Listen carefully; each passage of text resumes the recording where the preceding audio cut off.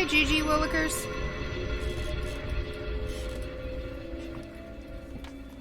I'm getting a couple of different settings adjusted to go live.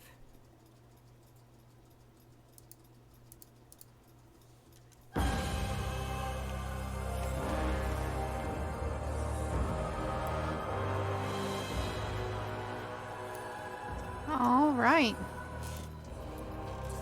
I think all my settings are good. I hope everybody can hear me all right. If you can't, just say something. Either in Discord, you can send me messages on Discord at whyhellother, that's THAR, or you can, when I'm in-game, you'll be able to send me a tell in-game, and you can also message me on Twitch. Can you hear me all right? How's the sound? Willikers.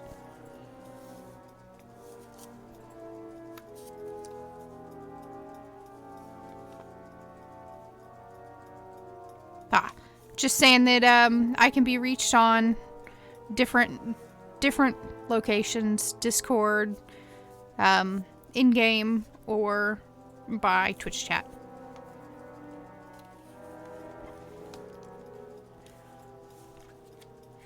So, in the ancient past of Norrath, there exists a race of beings known as the Zhulos. Most knowledge of them has been lost to the annals of history and time, but if you look closely, if you read between the lines, you can unearth more than you think about this lost period of time in Norrath's history. The Zhulos lived in a place called the Dead Hills, or what we now call the Dead Hills. In ages past, it was also called the Great Unknown. And on our map of Norrath, let's go to... It's a little early. This is in the Age of Adventurers. This is before EQ1. This is in EQ Online Adventures. And here it is the Great Unknown. So the area we're talking about is bordered by the Wraith Mountains, right here. And the mountains separate it from the Firat. And then, as time passed, some of that opened up, and we saw that there were actually a couple of different mountain ranges there, and that the Firat existed on both sides of the Wraith Mountains a little bit. And you have Lake Wraith here, right here, and the Dead Hills are right here. By the time we get to the Age of Turmoil, this is the earliest maps we have in the Age of Turmoil. This is from the documents, the design documents. And you can again see here's the Firat, here's Lake Wraith Tier, Greenblood River, Agog, the Wraith Mountains, and the Dead Hills. And Age of Turmoil. You have right here the Firat and the Greenblood River and the Dead Hills with the Mountains of Wraith and Agog. Right there. In the Age of Destiny, which is the timeline of EQ2, we actually know that this area is still preserved. You would get there through the Straits of the 12, which of course is a reference to the Wraith Council, so the Wraith Mountains in Lake Wraith Tier, and it would be Highbourne. And again, if we notice in the map here from EQ Online Adventures, at the top is Highbourne.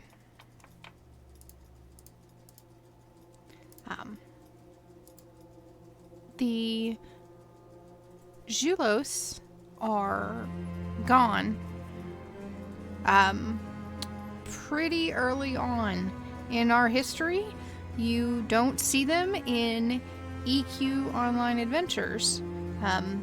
The Wraith doesn't exist anymore. So what happened? Why are they gone? When did they exist? Well, some of the earliest tales of the Zhulos that we have come from a Dragon Sorcerer, and I apologize in advance because I am completely and totally going to butcher this name. I am, however, going to put it up on screen, and you will be able to see why I'm going to butcher this name. The Dragon Sorcerer by the name of Wavadozik. And to spell that, let's put it on a different background.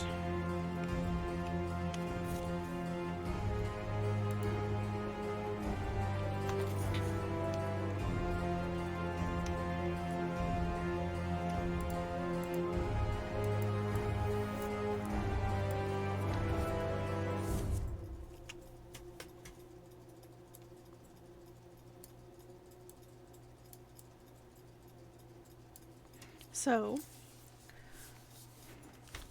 Wavadozik told this tale to the scholars of New Tannin in the Plane of Knowledge. Wavadozik was considered a draconic legend by the dragons of Skyshrine in the Age of Turmoil. So in the times of EQ1, Wavadozik was ancient even then. He was an ancient letter. And he considered the Zhulos to be many ages ago, remembered only by the spirits of the ancestor dragons. That's how long ago the Zhulos populated Norrath. The Zhulos lived, as I said, in the lands that we would know as Tunaria, later Antonica, in the southwest corner. The Zhulos themselves called their empire Barox, and it was made of several different kingdoms, which was led by a hereditary monarchy. The dragons described the Zhulos as wicked yet noble. Dragons lived in fear of the Zhulos, telling stories of their young, like ghost stories. For the Zhulos were excellent at slaughtering the dragons, and built cities from the bones and sinew of the slain dragons.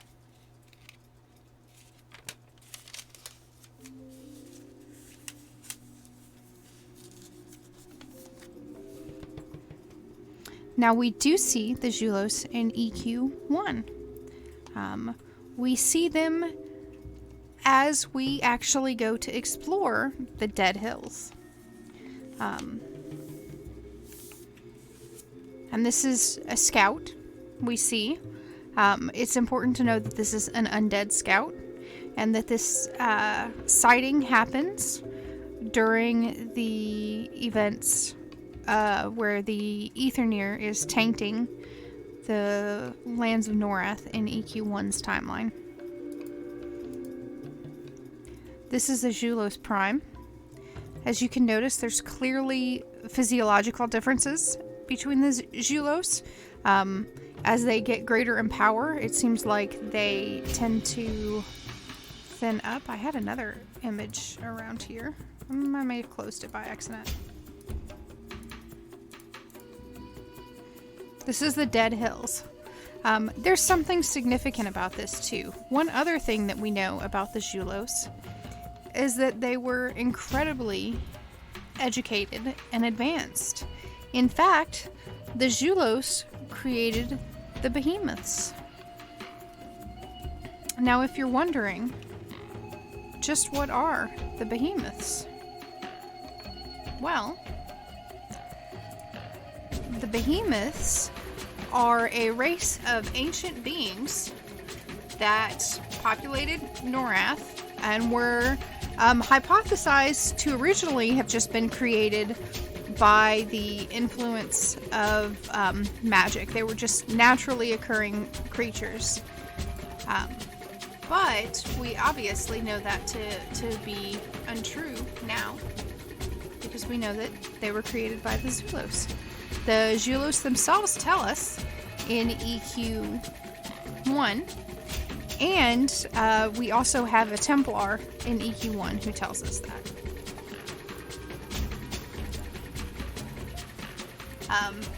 The Behemoths were a race of immense reptile-like beings of gargantuan proportions. They were easily some 180 meters in length, with a very broad rib cage. Their limbs were long and powerful, perfect for striking down the greatest of prey. We see the Zhulos, not as living versions, but as dead versions in EQ2. And you can see in this image here, the corpse of one. And that's in EQ1 in the Dead Hills. So, let me come right over here. We're going to hide the name of that dragon instead.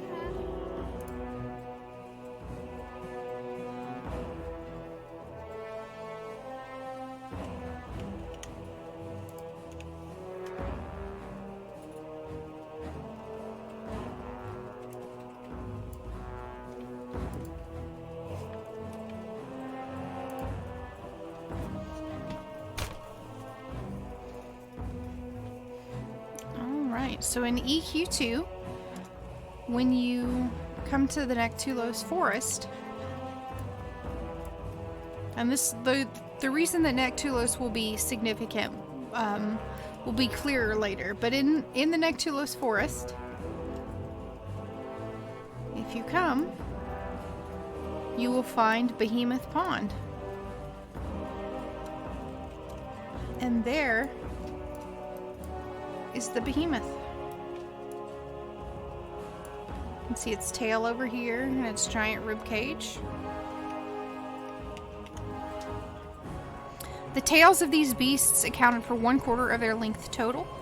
They often employ the tail in battle with larger beasts of their era. What larger beasts might those be? Dragons. The swipe from such a tail could kill a worm. They walked upon all fours, but fossils have indicated that they most likely rose upon their hind legs during battle.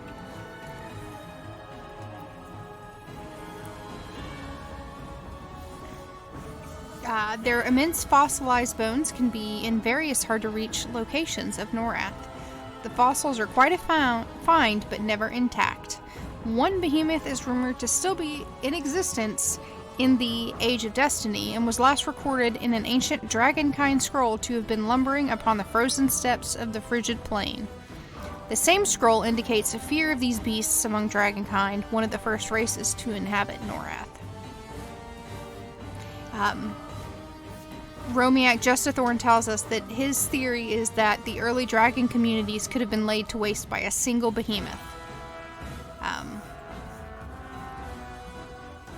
They were also rumored to have been seen in the deep oceans. There was once an ancient water beast that was supposed to be a behemoth as well. So this is one of the creations of the Zhulos, which tells us a little bit about their capabilities.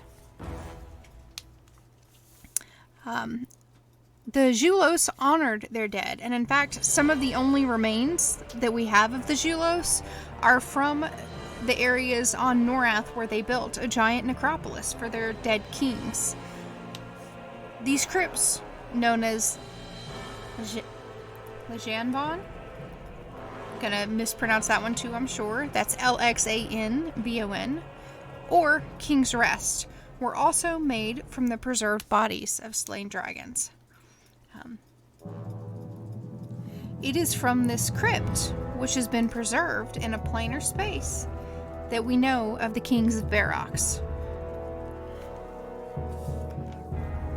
And we're going to take a trip to this location, where it has been preserved in the Plane of the Seas. So let me log in EQ1.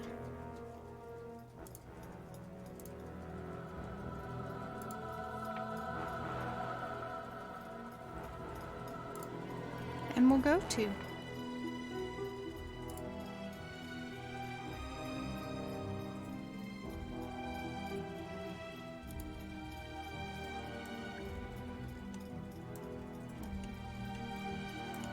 So we're now in the crypt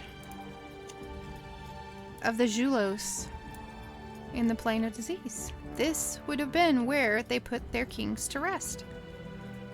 And I'm, of course, getting killed by all kinds of things. Not really killed, but, you know, attacked.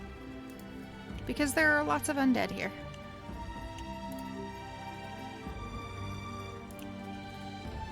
I will show you this same place in EQ2 in just a moment.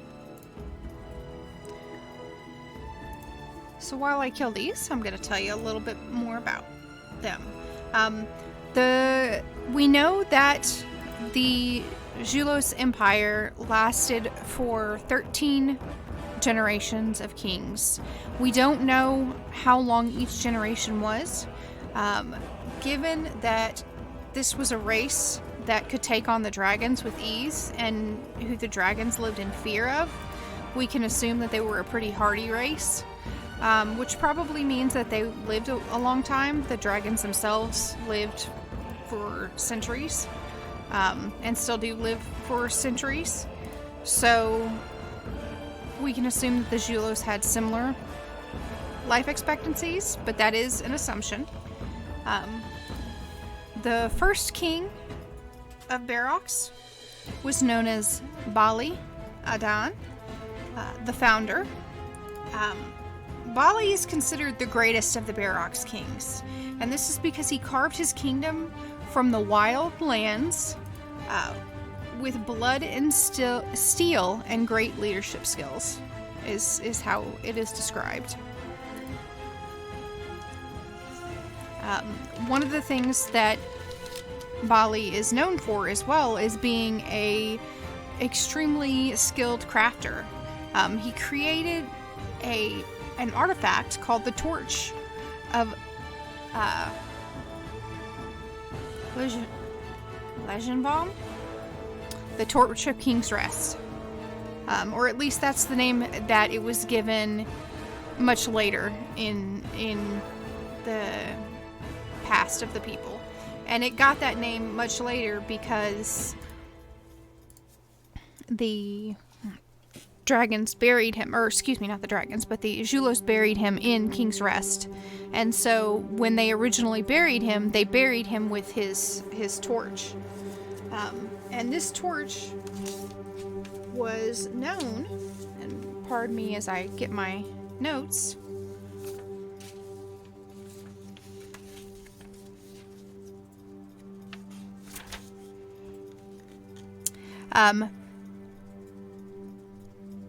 it is said to look like an open torch with a burning blue flame and is known to possess immense power. Part of that power was said to envelop the user in a guardian shield of light blue flame that provided them with protection. Now, what's interesting about that is we also know expeditions during the era of the Age of Adventures, which is EQOA, we find out and find evidence that the Tyrdal visited the Dead Hills. So not only did they visit the Dead Hills, but while they were in the Dead Hills, they were visiting an area known as the Pagoda of Taothex, or Pagoda of Taothex. The Pagoda of Taothex was where the Eldar Empire hid artifacts of power. They described it as hiding evil from itself by, hiding it in plain sight. Right? So the idea was that there were extremely powerful magical signatures in the Dead Hills, and so the Eldar Empire wanted to use those magical signatures to hide the magical signatures of evil artifacts. And we know that the Tyrdal were there, and we know that the Tyrdal were there sometime in the 8th dynasty or before. Now, in the times of EQ Online Adventure, they were in the 47th dynasty of the Tyrdal. So we are in a much later period of time now in EQ2 and in EQ1. So, and at that time, basically what that meant was that the expeditions into the Dead Hills by Dark Elves actually predates the building of Nariak. And I say that this is significant because in Nariak, we can find something very, very interesting.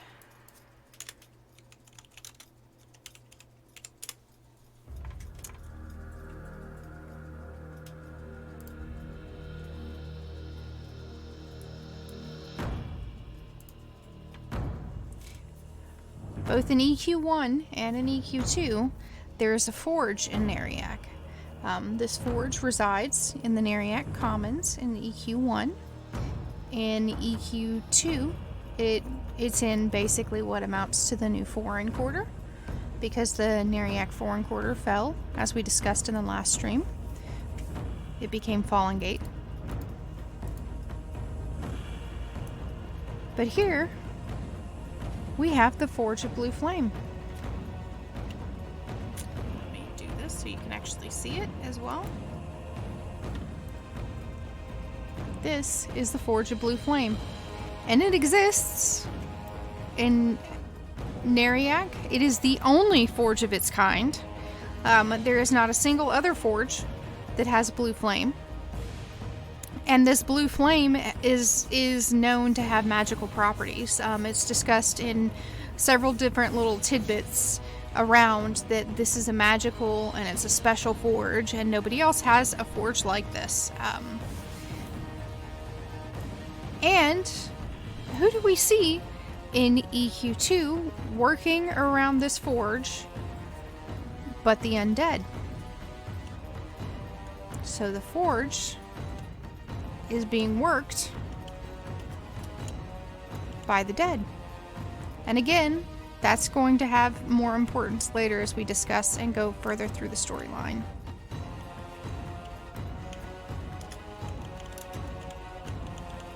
So now, we're going to head back into the Crypt of Decay as we discuss the next of the second of the kings of the Zhulos that we know of.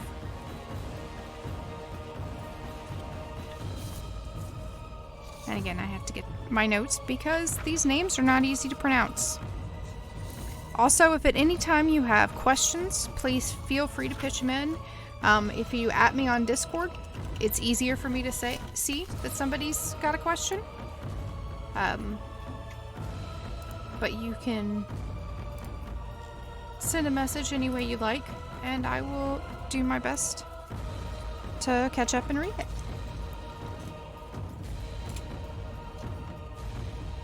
Alright, the second king of the Zhulos was Pzo, P-Z-O.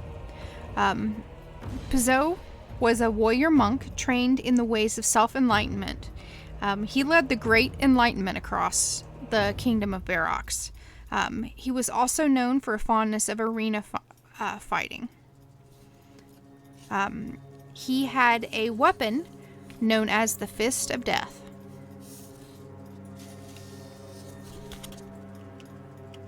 And as we're look at that, we're getting attacked over here in EQ2. Or in EQ1.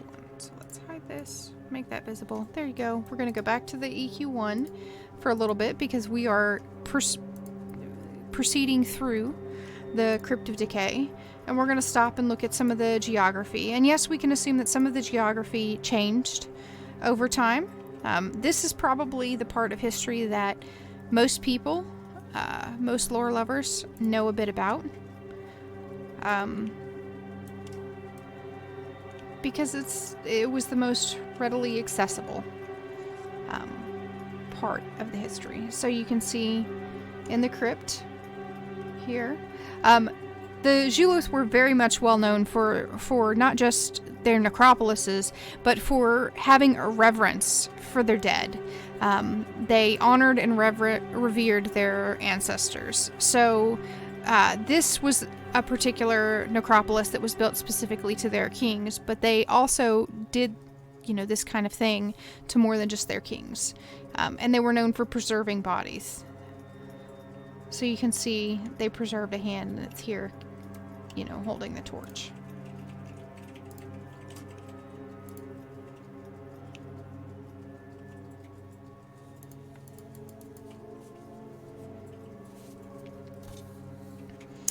The third king of Barox was known as a ruler of peace and harmony.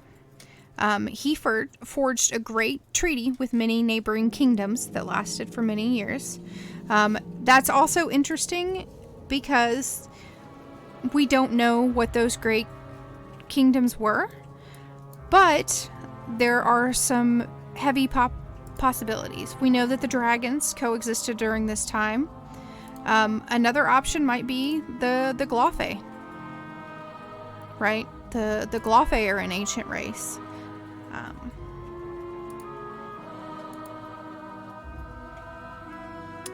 Don't mind me, I'm trying to kill a raid. Not doing a very good job of it either. We'll see. We might not be able to do this. And here I am as a druid without a single heal. Loaded. Probably not my best decision.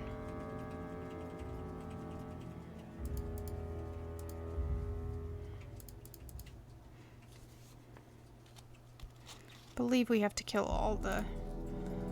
It's been a long time since I've done this raid, so I believe we have to kill all the ads before we can kill him. I'm gonna try to get a heal up. You know what? One of these is a heal, isn't it?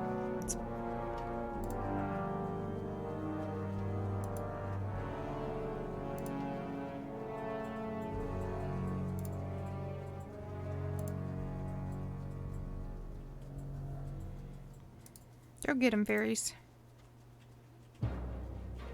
Does anybody have any questions so far?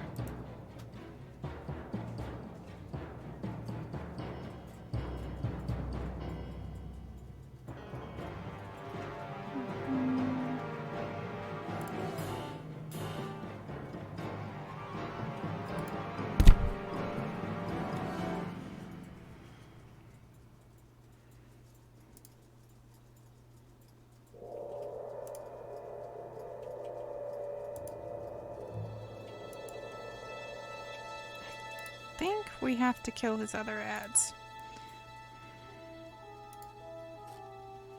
Okay, so let's go to the fourth king. Next to the founder, the fourth king is considered the greatest king of the Zhulos. He was actually worshipped fanatically during his reign, which kind of lends to that idea that they honored their dead. So they may have had some form of god king themselves, much like the Zandal do. Mido, the fourth king is named Mido. Mido was known for rebuilding the ruling palace into a magnificent building unlike any other. He also foiled many assassination attempts against his person and expanded his kingdom to include many new lands. So he was an expansionist king. Just double checking that no messages are being sent. And of course, healing myself. Oh right, this is not EQ 2. You have to target yourself. Silly me.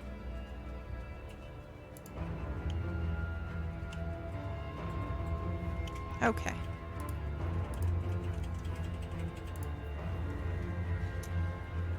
Well, while I am waiting for my dots to tick over here, we're gonna pop into EQ1. Or EQ2 rather. And visit this same zone.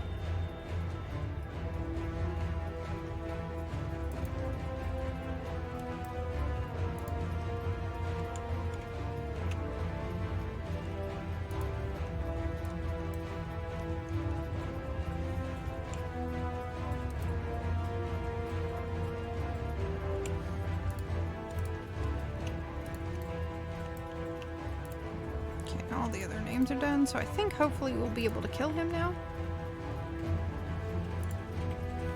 Oh, right.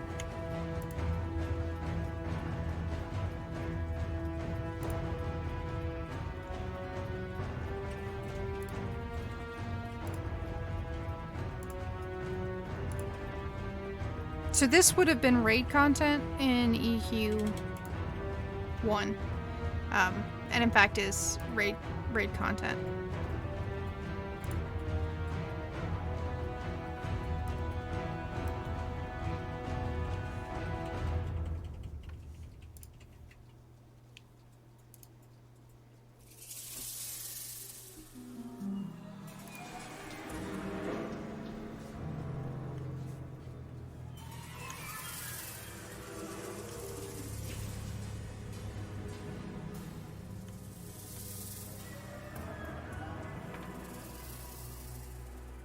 It helps if you have your damage shield up, right?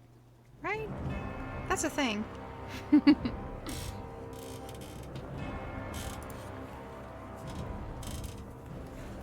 Also, this guy is blue to me, so that took me just a little bit longer there to kill him.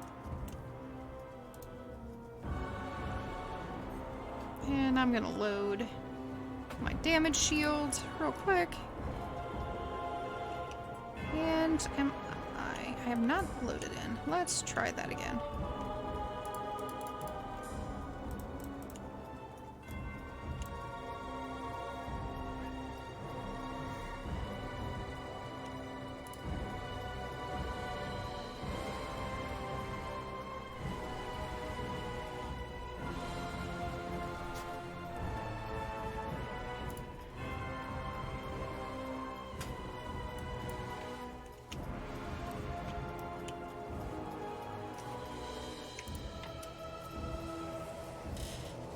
Alright, so we talked about Mito.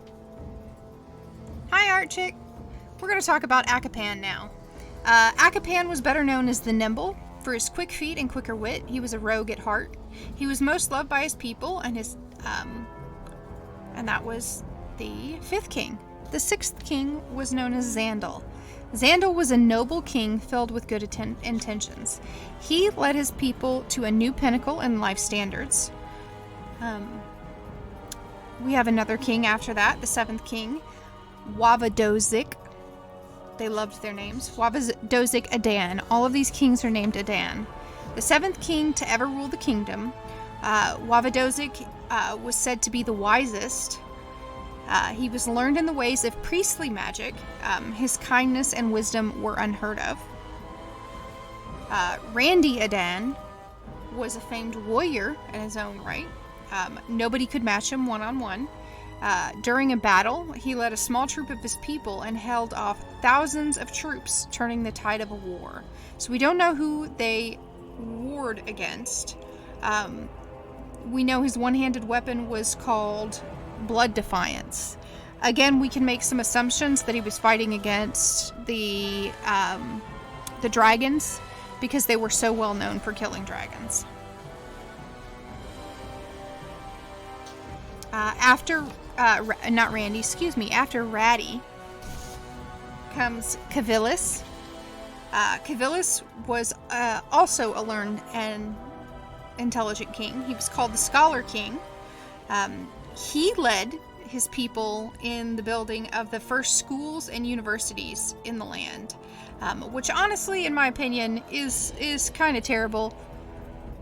Because he's the 9th king, so right, he's number 9 in the dynasty, and it takes them that long before they start building schools.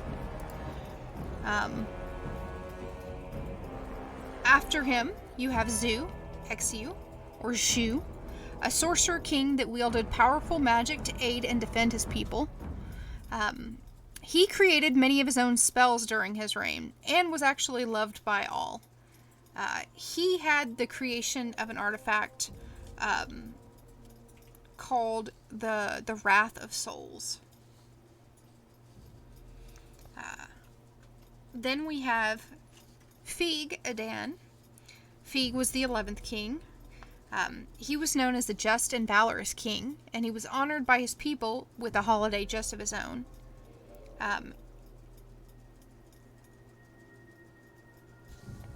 Then we have the 12th king, so we're almost getting to the last of the dynasty here, and that's Darwil. Darwil was credited with leading his civilization into the final stages of a permanent golden age. And this is significant because here's what we know. We know that these were their kings, right? Then we know, and the reason that this king's rest is in the realm of Xulous is because we know that the Zhulos actually fell prey to Xulous, that he took a special interest in them, and he actually gained control over the spirits or souls of all of their kings, and he did that through there was a sacrifice of the 13th king that gave them power over all the 12. So let's say,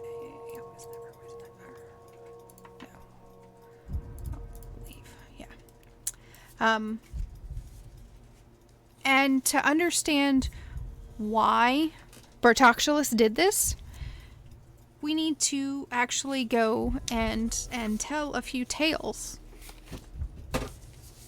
So we get a few books in EQ2 that are called the Remembrances.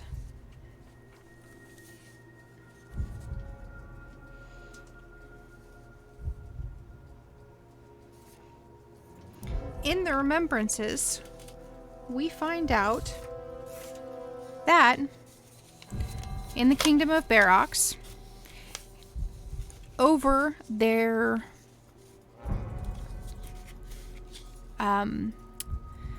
the city of Darrow's Hollow, which was the capital city, a giant black obelisk appeared. Now in EQ2 and later in EQ1, we find out that these obelisks are void, right? They're void energy encroaching in.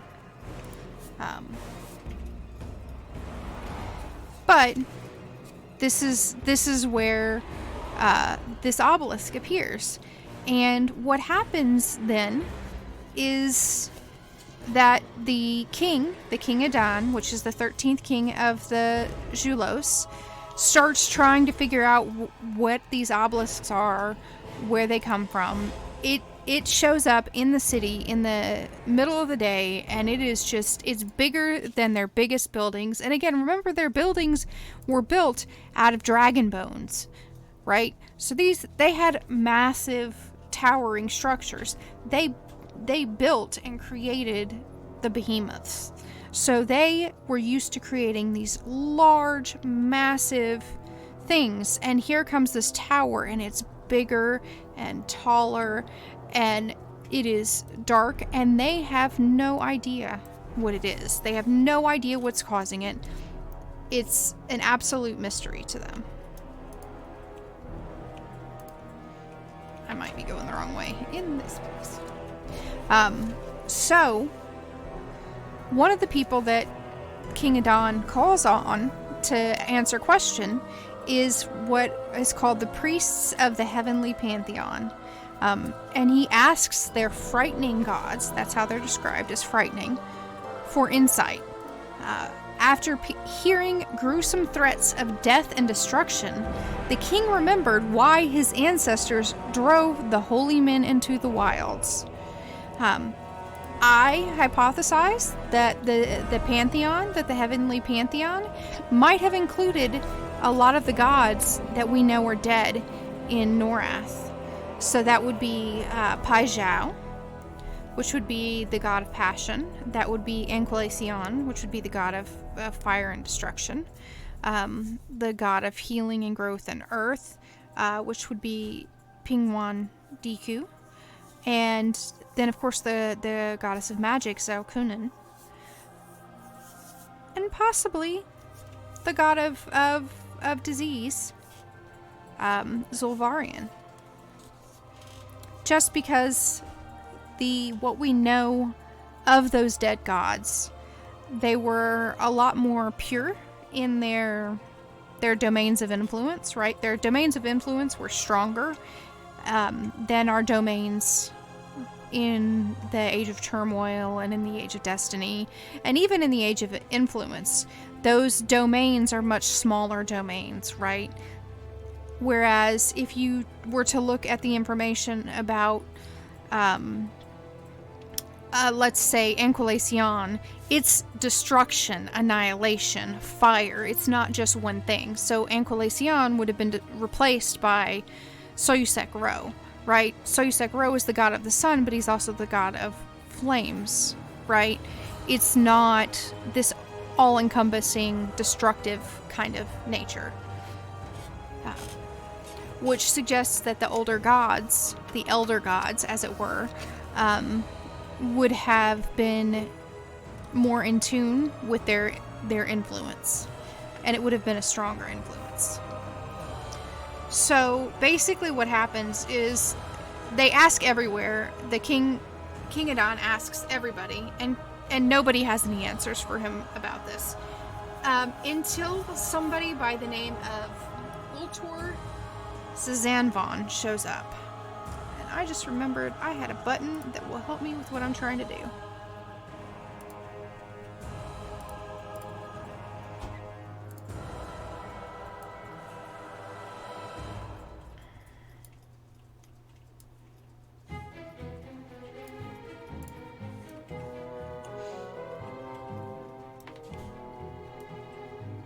He's behind me.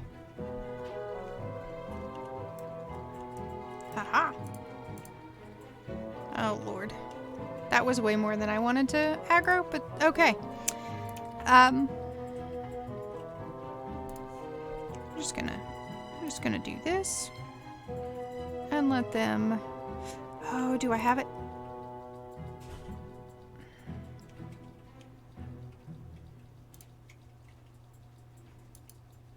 And they'll kill me, or they'll kill themselves on my damage shield. I need to actually load the other damage shield up too. The reason we're going through this is because, again, I've told you that the kings, the lost kings of Adan, are actually here in King's Rest, which resides in the plane of decay.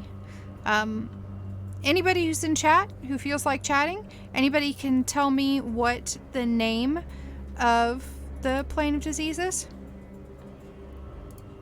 You didn't know there was going to be a test, but there's totally a test.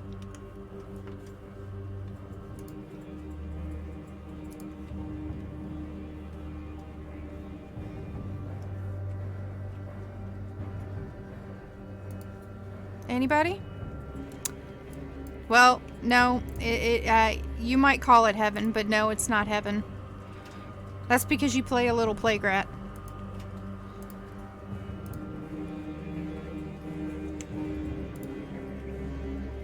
It's called Xulous.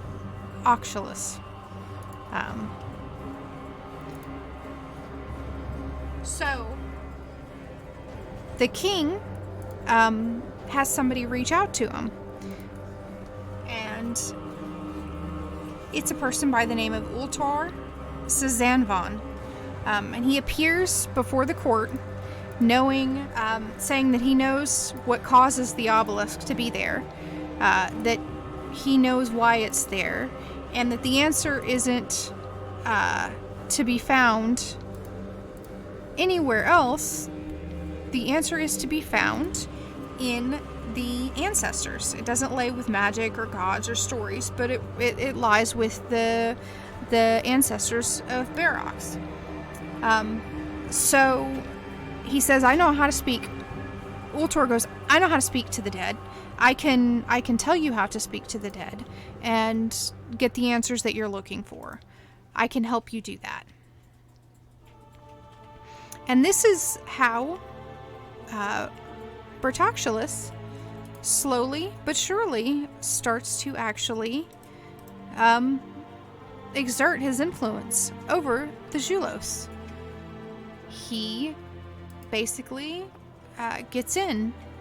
Ultor is actually one of the priests of death and decay that the Heavenly Pantheon was known for, and he basically lures over Ultor to his side, and Ultor becomes a faithful adherent of Xulous.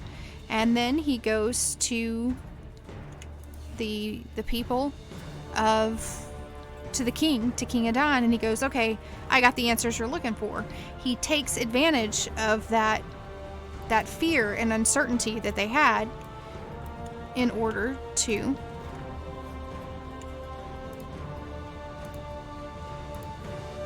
take over. So what happens then is that Ultor, Xulous' right-hand man, starts going, okay, well, first I'm going to show you how I can speak to the dead here, and I'm going to tell you some secrets here.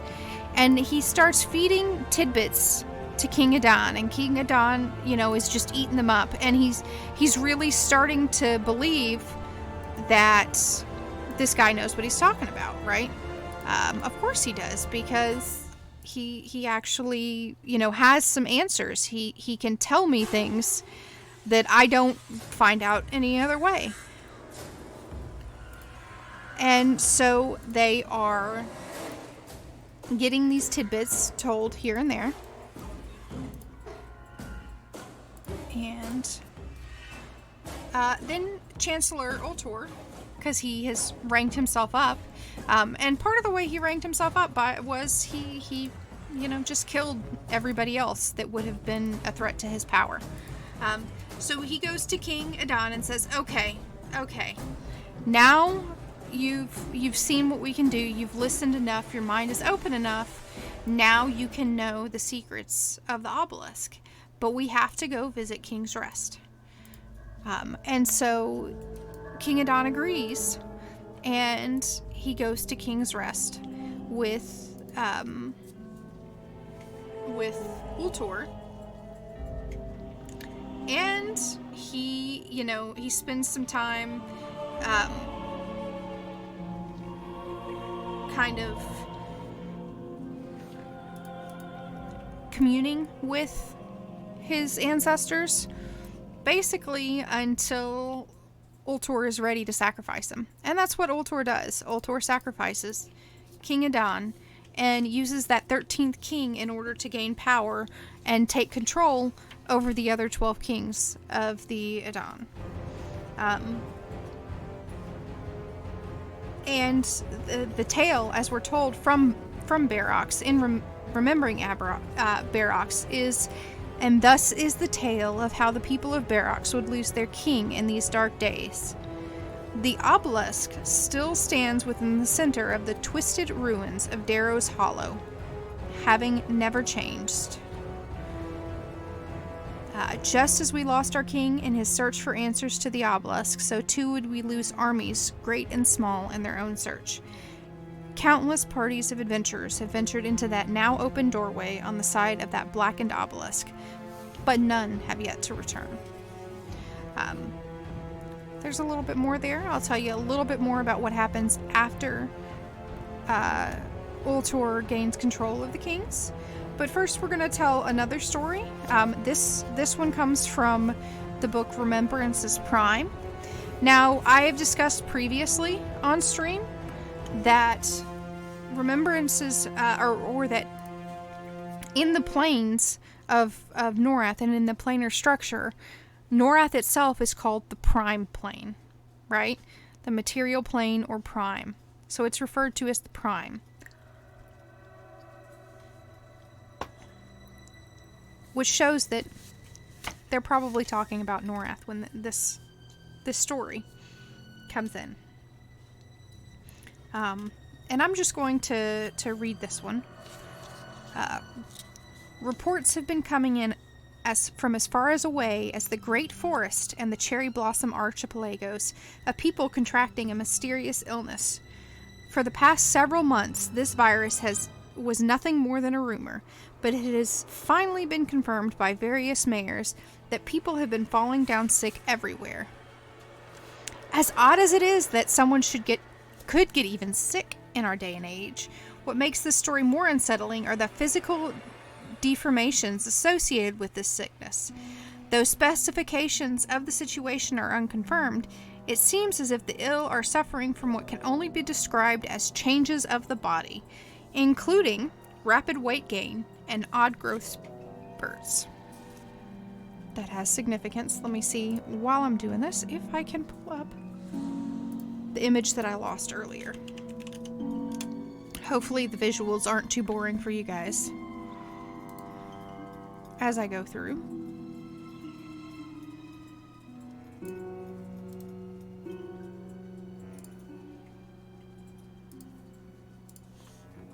Okay. So we're gonna hide this for a moment.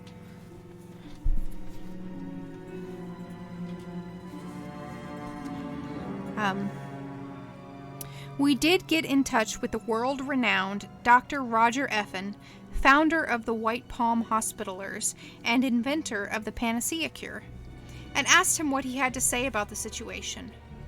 "This sickness is unlike anything I've seen before," he said. "The protrusions from the skull are the most unsettling of this kind. It's almost as if the bone is growing at a rapid pace, affecting the growth of hair as well." Protrusions from the skull. Right? Dr. Effen did leave us with a positive note. "I want the public to know that I will not rest until I find a cure," Effen said. "No matter how far I have to travel, I will see to it that the people of Prime can sleep comfortably at night." Dr. Bartholomew Oculus, or we might call him, Dr. Bart Oculus, chairman of the Association of Enterotropic Studies, disagrees with these findings, however. "I have told the people of Prime for many years that something like this would happen one day, but no one will listen. My findings show that the Panacea Cure will one day break down and corrupt the body." Oculus went on to say, "This illness is nothing more than another one of the lies that Roger has been telling the public for years. If the public would have listened to me and started taking my serum, this illness wouldn't have spread as far as it has already." With that, Dr. Oculus stormed out of the room, ending our interview. In other news, we have been able to get an exclusive interview with the leader of the Shadeways Harbingers. Calling themselves only the Shadow Father, his group claims responsibility for the unauthorized construction of the black obelisks throughout Prime. Before conducting our interview, we did our own research on this mysterious Shadow Father. Our sources say that the Shadeways Harbingers only came together as a group 6 years in the Great Cold Land. 6 years ago in the Great Cold Lands. We might call that permafrost. Whereas the first obelisk was spotted in the Death Desert nearly 14 years back. That might be, I don't know, some part of the lands before the deserts of Ro grew. It's reasonable to say that we would have at least some part of desert land on Antonica before the deserts of Ro, showed up. Before the Serpent Spine were raised. Since then, several more obelisks have been constructed in some of the most hard-to-reach places, such as the Cloudy Plateaus, Serum Savannas, sounds a lot like the Plains Karana to me, and New Exitaran. All of the surrounding populations near these structures have coincidentally left. We have been unable to track down any of these immigrants for an interview, unfortunately. During our interview, all the Shadow Father had to say was the following: "We have closed our minds for too long. Secrets from long ago are being revealed. Come to us and we will show you. Those who wish to know the lost knowledge will be taught and become like us. Those who reject it will regret their decision, but not for too long. Now, if you were to rearrange the letters of Dr. Effin, you would find that it spells Broadset Knife. And Dr. Bartholomew Oculus? Dr. Bart Oculus? Bertoculus? My hypothesis is that you have the Zhulos. The Zhulos are being infected with something. Something is infecting them. And they have this panacea cure, and this panacea cure is supposed to bring them unprecedented success, right? And remember, the 12th king, Darwil, was known specifically because he led his civilization into the final stages of a permanent golden age, right? Well, a panacea cure, a cure that works on everything, a cure that keeps people from getting sick, that certainly sounds like a golden age, of an unprecedented golden age, right? So there's this sickness that is spreading throughout the lands, right? And it's not getting better, and it's mutating the people that it infects, right?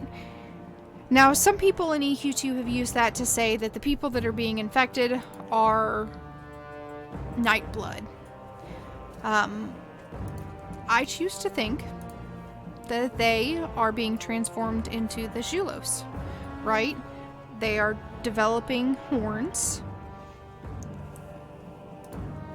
Because we see they get fangs, and we can see here, this one has got a bulgy belly there. And Prime himself,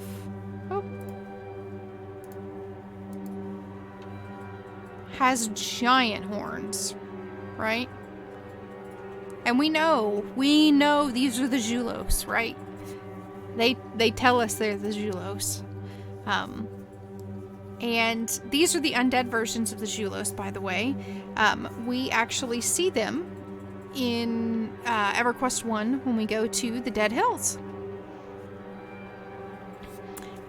We also find another thing in Dead Hills, and in fact, let's put EQ1 back on the screen. I'm gonna take her since she killed the second named real quick. We're just gonna camp over real quick, and I will show you a little bit of the Dead Hills.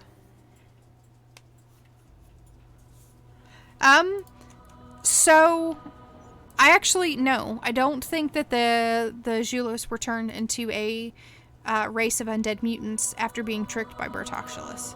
I think that there was an illness that was impacting the Zhulos. It was destroying the Zhulos. It was corrupting the race and turning them into this new form, right?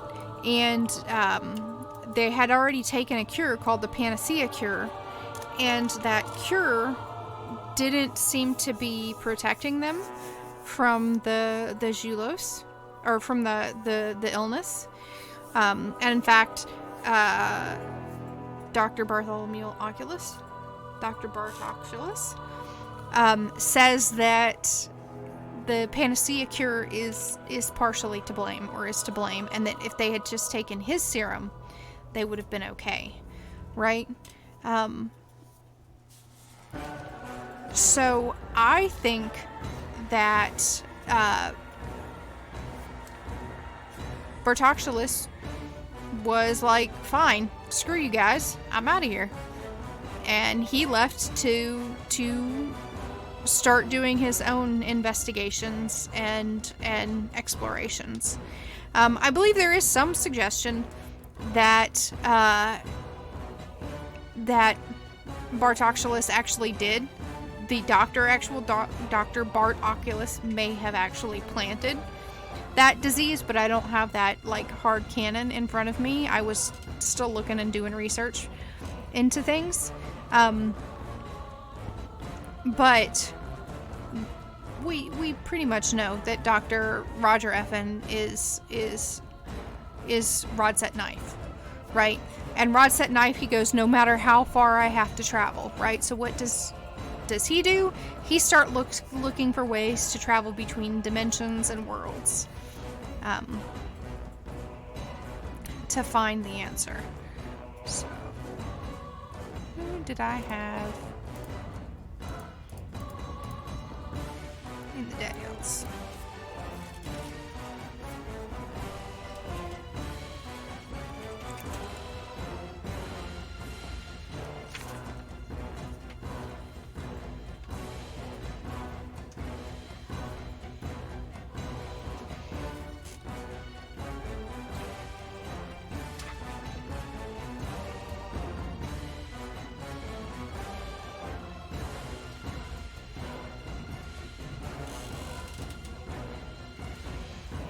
Okay, so let's turn this back on and you guys can see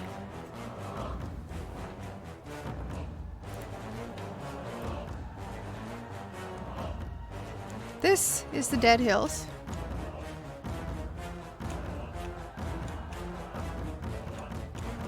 And this, well, you know what, let me make sure it's just, these are all creatures from the Aetherneer. As the Aetherneer has started to taint the lands of EQ1, we start to see creatures from Aetherneer show up.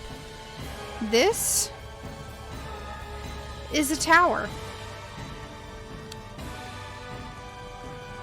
This tower is called the Tower of Rot.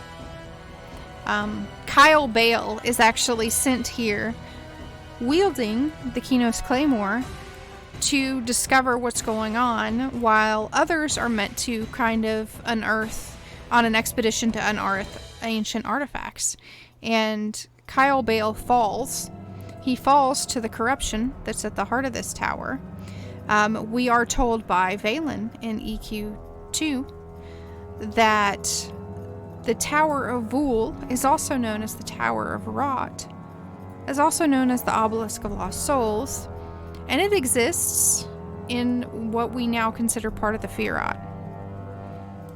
And if you look at the orientation of the Firat in EQ2, you can see that the Firat is not oriented long ways. It's like oriented, it turned basically 90 degrees.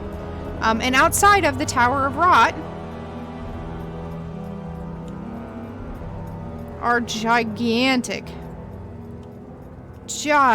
undead skeletons. Right? Those are massive creations.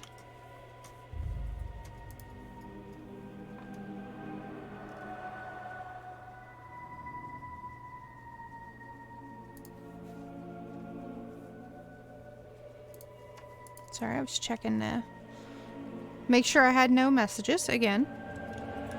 They are very massive, lads.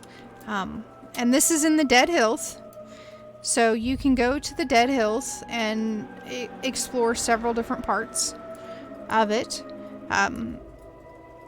So this is the Tower of Rot. And again, in a minute, I will go back to the map that we see of, that was basically our release map of EverQuest. And if you see in when I pull it up down here, there's actually a single tower, and that tower is the only thing to be drawn in that section of the great unknown, the Dead Hills. And it's actually said, it's rumored, that if you go to the Dead Hills, that when you stepped on the land, your energy and will was sapped. Your life force was sapped, and you would start to die until you stepped back out.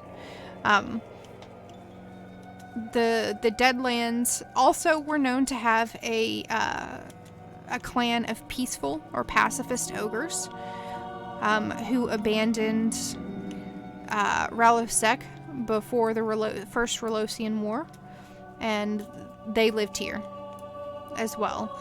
You help them during the same expansion to recover some of their own artifacts.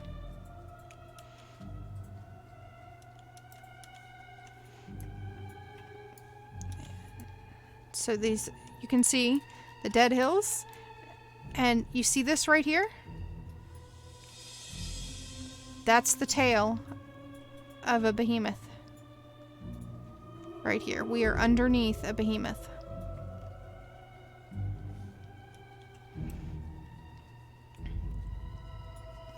I might not be able to get to the other sections of the Dead Hills yet. We're going to see. I've only done some of these quests.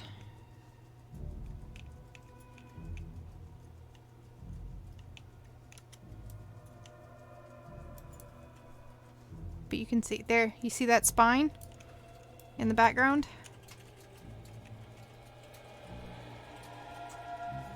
Let's see if I can get it good. See?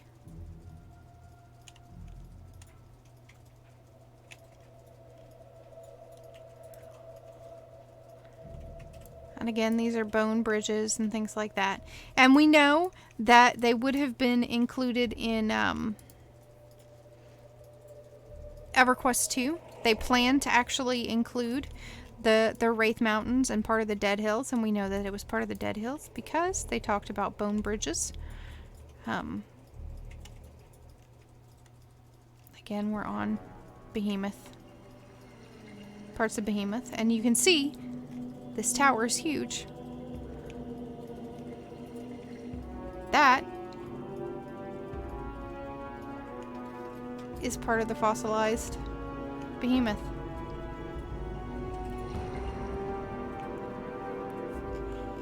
That also looks alike, a lot alike. Lodazal. You get to the Dead Hills in EQ1. You don't. So you would think if you look at this map, you would just pop right over the Lake Rethtier. We know we can go around Lake Rethtier. You would think you would just you would pop over Lake Rethtier, go through the Firot, and come into the Dead Hills. But you actually don't. You don't go through the Wraithtier Mountains. We don't know why. You actually have to depart from the Gulf of Gunthak and go through Hate's Landing. And then you end up taking a boat here. So we work with the pirates here to come to this land. Alright. And no, it looks like it might all be blocked off. But if you, again, look at this map, you can see War Priests, Poxel, Death Callers. They're all up here. This is where the Zhulos are all at. A Zhulos invader and everything else. So it's very twisty. And mountainous. Right? But again, just to show you, this is where we know the Zhulos used to live. Look at these giant behemoth corpses. And the Zhulos out here, the Zhulos out here tell us that they are actually out here trying to resurrect their behemoths.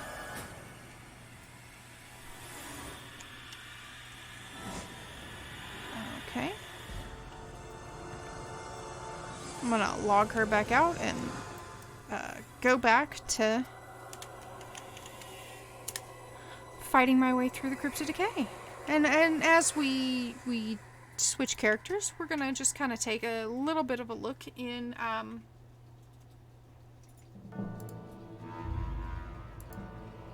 EQ2.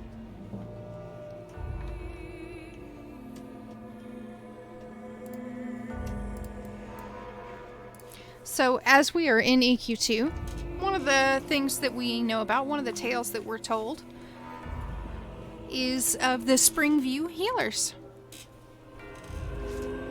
The Springview Healers first come to us through EQ Online Adventures. That's where we first hear anything about them. And we are told the story of them. Let me find.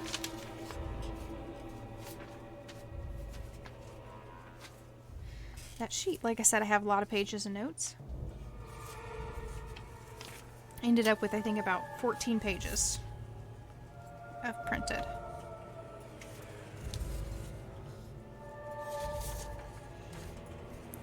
Does anybody have questions? Comments? Maybe pop and check my channels too.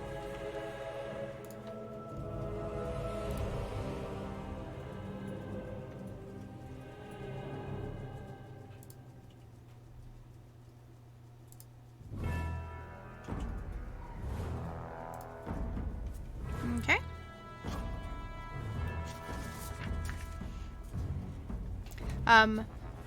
So we are told of a kingdom, and this is called in a Bertoxulan tome, and it is the tale of a society of healers that once tended to the mortally ill. The healers constructed sanatoriums across the kingdom and were renowned for their skills. Then a tragedy befell the kingdom. A great plague spread throughout the towns and villages.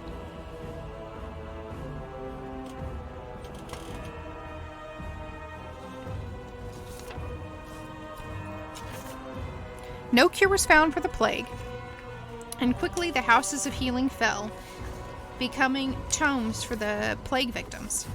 Soon, only one sanatorium remained free of the plague, becoming referred to as the Last House. The healers of the Last House pleaded to the gods to be spared from the plague, and they were answered. However, it was Bertoxulus that answered their call with an offer of eternal life in exchange for servitude to him. A number of the healers agreed to Bertoxulus's offer, betraying their brethren and murdering them in Bertoxulus's name. The Last House vanished from the kingdom, and the inhabitants found themselves in the planar realm of Bertoxulus.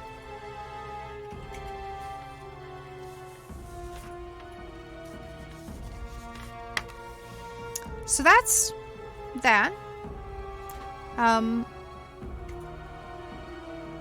We also have in the time of EQ Online Adventures, and again, this is why I think these things are all connected. In the time of EQ Online Adventures, we go to the Dead Hills, and there is a great tower in the Dead Hills. That tower is known as Invar, and we go there and we meet Jal'Raeth. Now, if you don't know what the Jal'Raeth are, I will show you. Or at least if you don't know what they look like.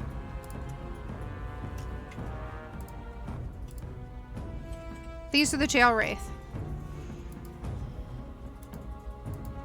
Nope. I had another one. Picture of them. I don't know where I went. We're going to close the Dead Hills because you guys have seen that now. The Jal'Raeth look very, very similar to some other creatures that we have seen. We don't see any Zhulos that we know of in EQ2. They would be probably exist. Well, that's not true. Excuse me. We do see Zhulos in EQ2. We see them in the Crypt of Decay when we go to the Crypt of Decay, which I will do here in a minute. I thought I was a little bit further along in the quest than I was, so I'm going to have to kill that. And in fact, I'll put it up for vote. Would you rather see me going through the Crypt of Decay in EQ2 or in EQ1? Or would you rather me kind of go back and forth between the both of them? Here are some of the Zhulos in EQ1 again. We see them in their ruins of their building.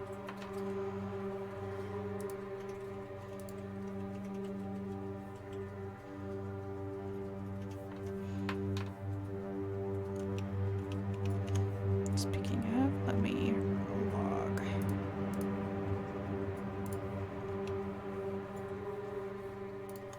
Anyway, these are the Springview healers. We meet them. They welcome you to the realm.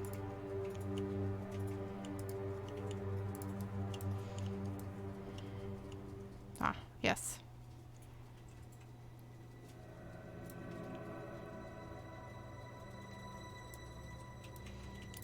And here we're seeking, and there are the last house crypts, and you have to kill all their fun little friends.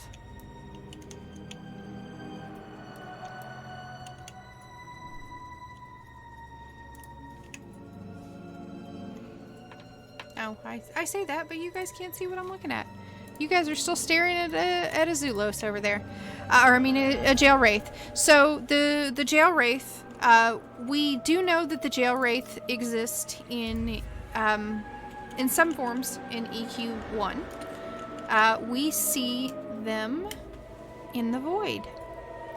And it's confirmed to us that the Jal'Raeth are a clan of shadowed men. They are not all the shadowed men, but they are a clan of shadowed men. Right? So, let's look at...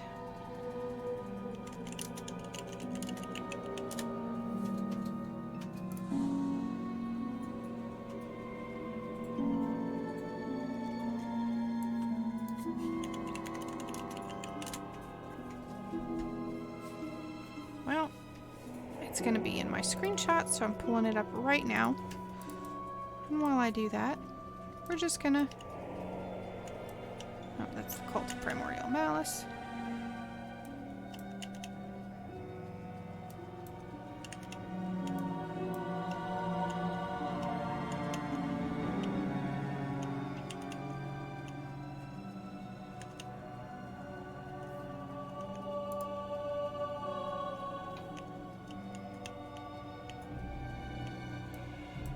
You know, I never paid attention to how many of these you had to click, but what do you want to bet? It's 12 or 13.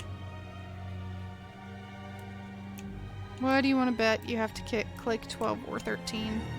Either for the 12 or 13 kings before.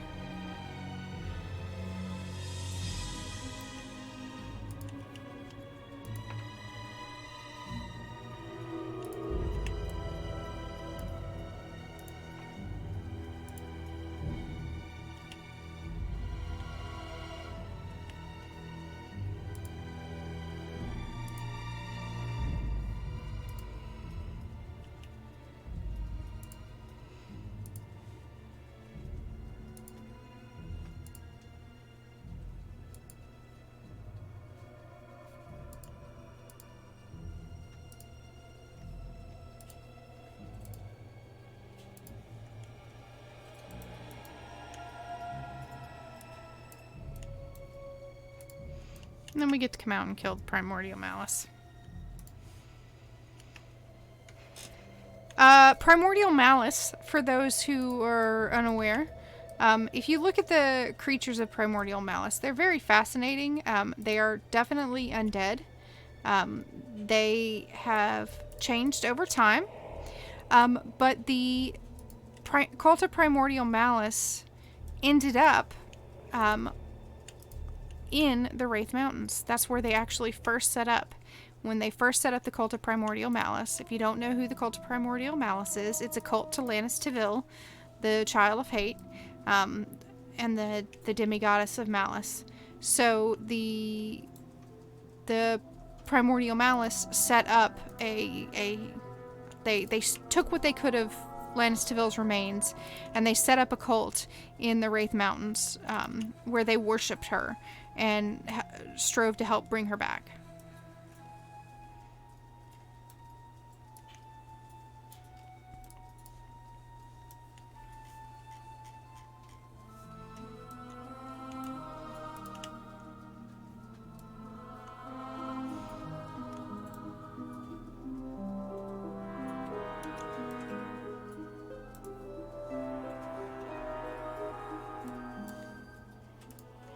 also have the Bubonians, which were created by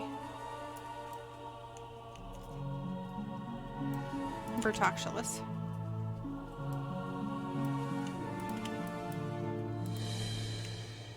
Alright, and I am back in EQ2, or in EQ1, getting beaten up by some priests here. Come on! Mercenary. Oh. Speaking of getting beaten up. There we go. This is why I like to play healers, because I can tab out. Look, we're just gonna kill all of them and let the gods sort them out. They'll come back. It's their fault for trying to attack me.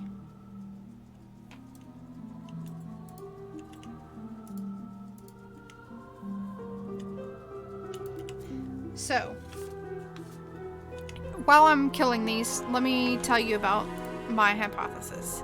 I think what happened is that Xulous, Dr. Bart Oculus, was furious and unhappy about what his people chose to do with the Panacea cure, which was Rodset Knife's cure, and he was worried about his people, and he was trying to save his people. He's looking for something to preserve them from death. And they were starting to undergo all these different changes, these physiological changes to their bodies.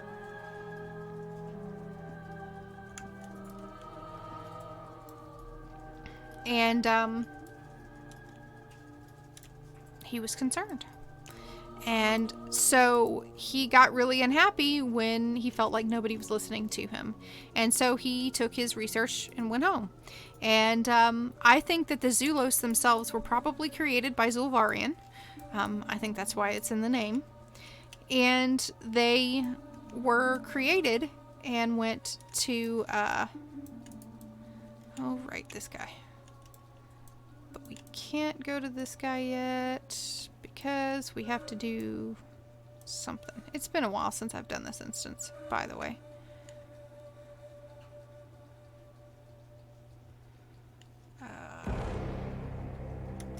We can't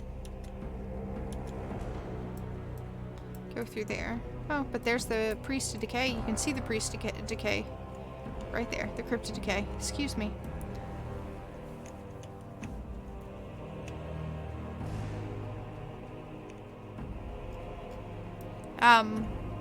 Yes, those who are Bertoxylin always come back. So I think that what happened is Bert got upset. He felt very betrayed. And so he started working on other cures, and I think that he fell in with the priests of decay and death, and he looked at necromancy as a potential treatment. Because what is the opposite of life? It's gonna be disease and decay. And so that was his answer.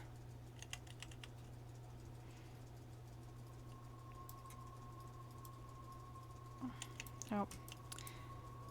Look at that, we got some little pushlings on us. They went down. And so that led to his essentially to him becoming more and more powerful and researching more and more.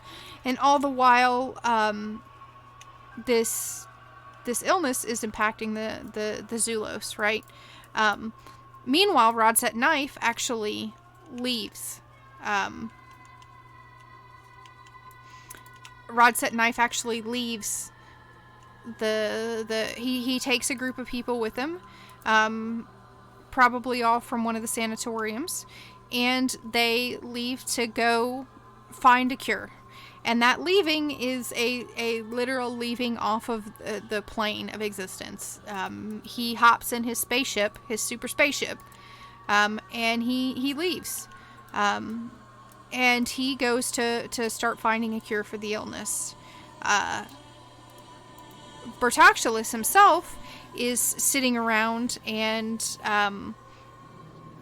exploring and trying different, cures with disease and answers for disease, and trying to figure out the answer. And I think in and around this time, we have a couple things that happen. One, Anashti-Sul gets banished to the void. It's possible she was already banished, but I think that she gets banished around this time.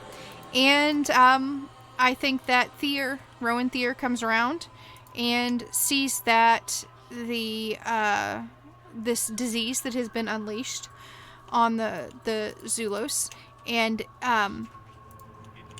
he kills Zul'Varian, because Zul'Varian has upset the balance. And this primes the way for Anashti-Sul to have her domain taken, and it primes the way for Bertocculus to take over Zul'Varians. And I think that that's what we have happen. I think that Bertocculus is looking for power, and I think that he himself, because the Zhulos worship their kings, right? They worship the undead to an extent. They definitely have a culture of ancestor worship, and in order to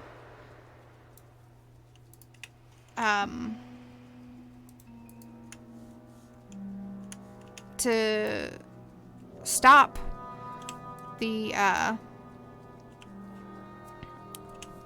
decay from spreading, he goes to the crypts, and he starts searching there for ancient history that might, the kings might have, and trying to find anything.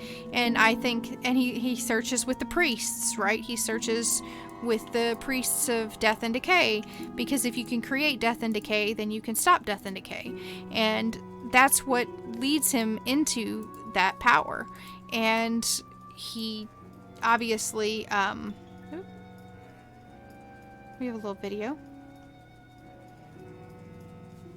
There's the Crypt of Decay.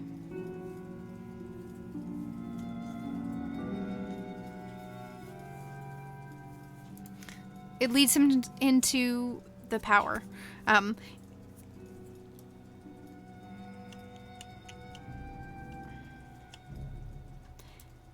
And he's sitting around in the Crypt of Decay, right? And then what happens is he ends up trying to go build his power structure, and he does that by going to the priests of the heavenly pantheon that would worship death and decay, which would have in the past been Zul'Varian, right? And Zul'Varian at this time is gone. Zul'Varian has disappeared. You've got a priesthood without a god to worship, and so they're looking for somebody else. And this primes the way for Bertocculus to step in.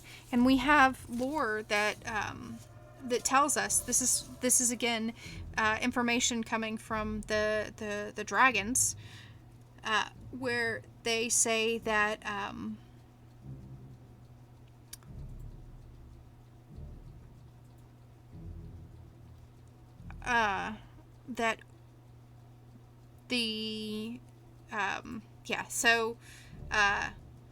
Bertocculus, at first he let only those within this ancient civilization of Barox, that's my insert, who held the power of decay and waste dear to their hearts to know of him. As these first priests of decay came to be one of their number, was held above the others. So these were the first priests of decay, right? So the first people who worshipped Bertocculus. And then his name was Ultor Svanzam the Putrid, and he led the priests of decay in the spreading of their dark doctrine. Ultor was able to scheme and murder his way into the position of the chief advisor of the present king of the civilization, aka King Adan. Once Ultor reached this position of power, he tricked the king into coming into the crypt to visit the tombs of his ancestors. Within the crypt, in the presence of Bertocculus' full might, right? So Bertocculus' full might existed only within the crypt, the crypt at this point. So again, I think that what we see here is this corruption and this harnessing and stealing of the spirits of the dead kings and the power that goes into them. Because again, remember, the Zhulos revered their dead kings, right? So by being the leader of those dead kings, part of that reverence and that worship would come to Bertox. And I think we see Bertox here step into being as the new god of disease during this time. And it's through a ritual sacrifice of the king in the center. And then what happens is to assure that he has power, the 12 kings rampage through the land, causing death and destruction as they go. They were carrying an extremely deadly plague, right? So this extremely deadly plague is across the land, and it's spreading like wildfire. And they're looking for a cure, and this is how you lead to the last house in the Springview Healers. They were one of the places that was left over, and they are told that they would be given eternal life. I also hypothesize, as a side note, we know that an ancient race built the spires on Norrath. We know that the Jal'Raeth, known as Rodset Knife, was able to pop between worlds. He talks about no matter where he has to travel. I think that they built the spires on Norrath.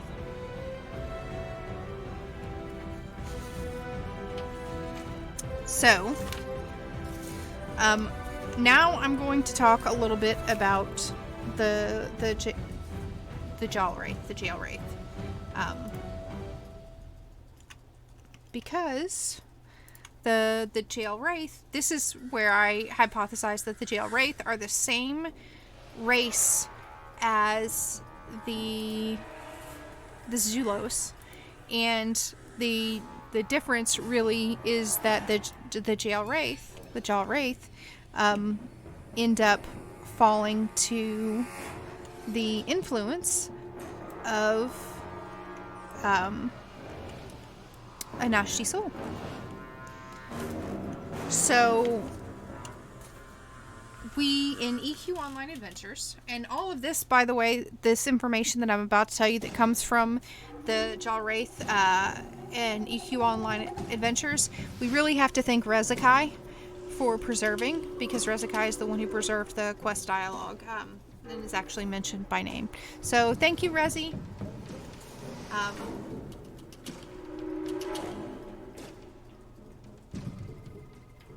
So we find out that there's a tower in the Dead Hills called Invar, and in that tower is where the Jal'Raeth are, and they call Invar has a tower, excuse me, but Invar is a city. It's called the Tome City. Sounds like the necropolis, right? And we are told that by the servant of High Priest Warren, that the Death Head's beacon draws the spirits and the beings there. And the Jal'Raeth says, we offer your people solace and contentment. whereas your world offers them nothing but misery and suffering. The Jal'Raeth seek to care for this entire world. In time, all will journey to Envar, and we will care for them all. We come to this world as we have come to many. Here the people suffer, and we seek to end that suffering. I actually hypothesize that some of the Jal'Raeth may have been part of the house, the last house, right? That last house had not fallen to disease and then started to fall to disease. We know that some of the priests actually turned to Bertoculus, but some did not, and some were slain by the ones that turned to Bertoculus. So I think the Jal'Raeth are the faction of priests from the last house that did not fall to Bertoculus, to the plague, the original plague, that was, wreaking havoc. And so if they didn't fall to that original plague, they would not have undergone the body transmogrifications that the Zhulos did, right? So they would not have gained the look that Bertoculus has. Oh. I must have died in EQ1. I certainly did, because I wasn't paying attention. Oops. We're just going to camp out in EQ1 for now. And I'm going to show you guys the pictures. Again.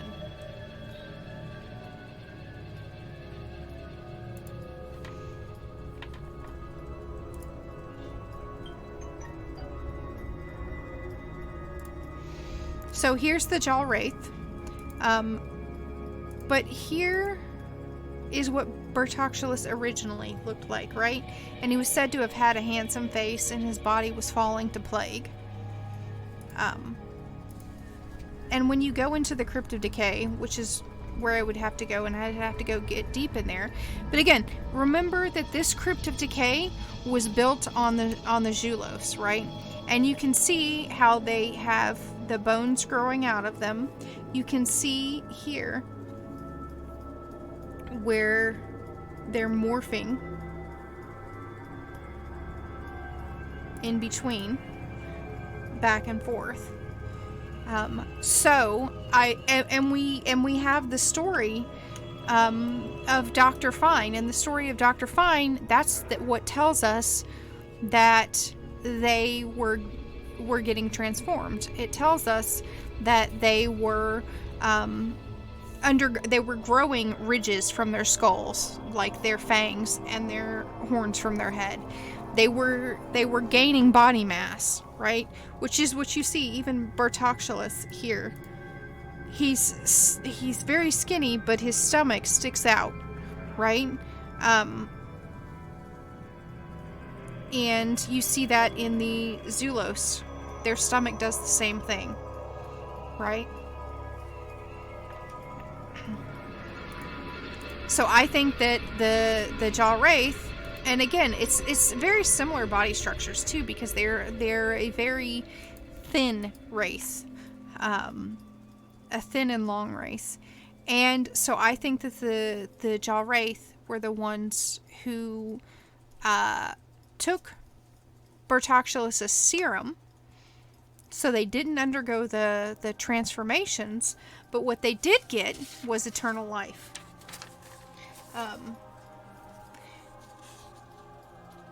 Because the Jal'Raeth tell us in EQ Online Adventures that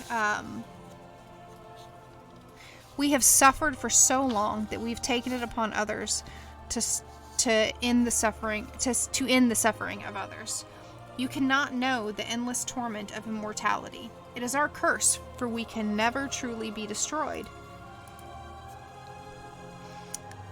We wish this on no other people. In fact, we would not allow it to befall any other people. The suffering is so great.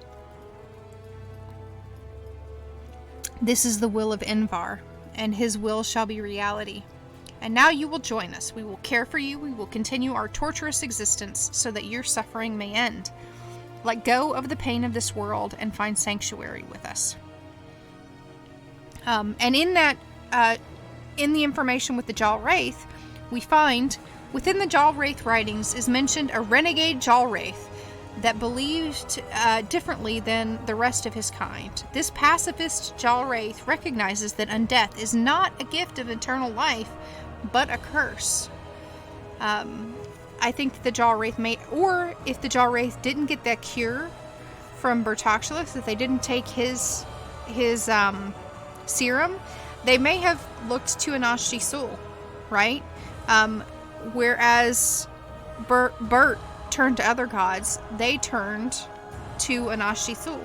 And if Anashti-Sul is in the void at this time, and this is the same time period that we have the void pillar show up, and we know that they show up all across the empire, the Barrock's empire, and that entire civilizations of people just all disappear into these obelisks, basically. So the Jal'Raeth then would be the early servants of perhaps of Anashti-Sul, and what they want to do is take you into the tower, and you're drawn there, and they want to take you into the tower where you can be cured of immortality, so you would exist in a peaceful state with them. You would ascend, you would join them in the tower, you would join them in the void, where you would have no more suffering. That sounds a whole lot like the story of Anashti-Sul, where Anashti-Sul didn't want people to suffer, and so she created undeath. So this pacifist Jal'Raeth recognized that undeath is not a gift of eternal life, but a curse, right? So this Jal'Raeth did not follow along with the Anashti plan. It is written that the renegade Jal'Raeth, Rodset Knife, has visited many realms to heal and enhance the frail mortal inhabitants. So Rodset Knife went looking for a cure anywhere he could find it, and it's just going around from world to world.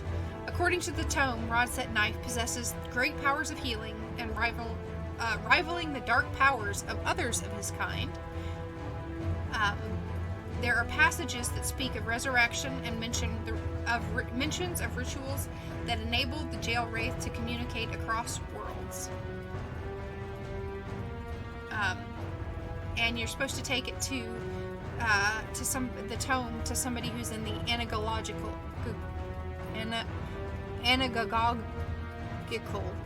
order of Kinos. So again, this is why I think the Tower of Invar is the Tower of Wool, is the Tower of Rot. It's at the heart of the Barrock's Empire, which would have been Darrow's Hollow. It would have been their capital. And when Xulous unleashes the 12 kings, he unleashes the 12 kings upon his people in the heart of their civilization, and the heart of that civilization would have been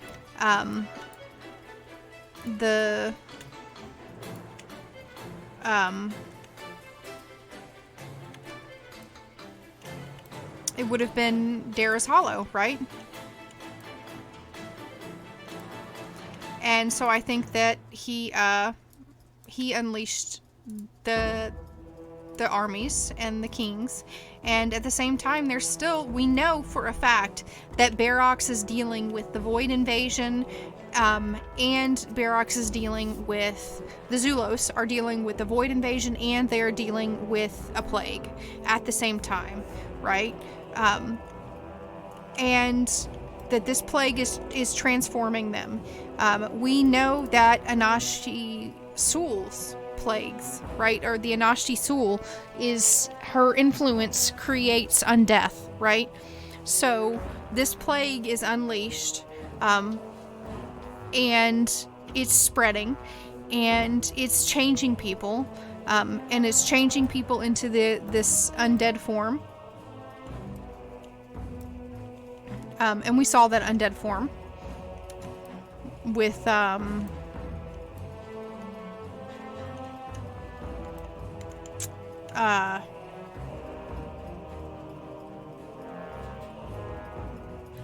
the Zhulos Prime and everything in the Hills of Dead.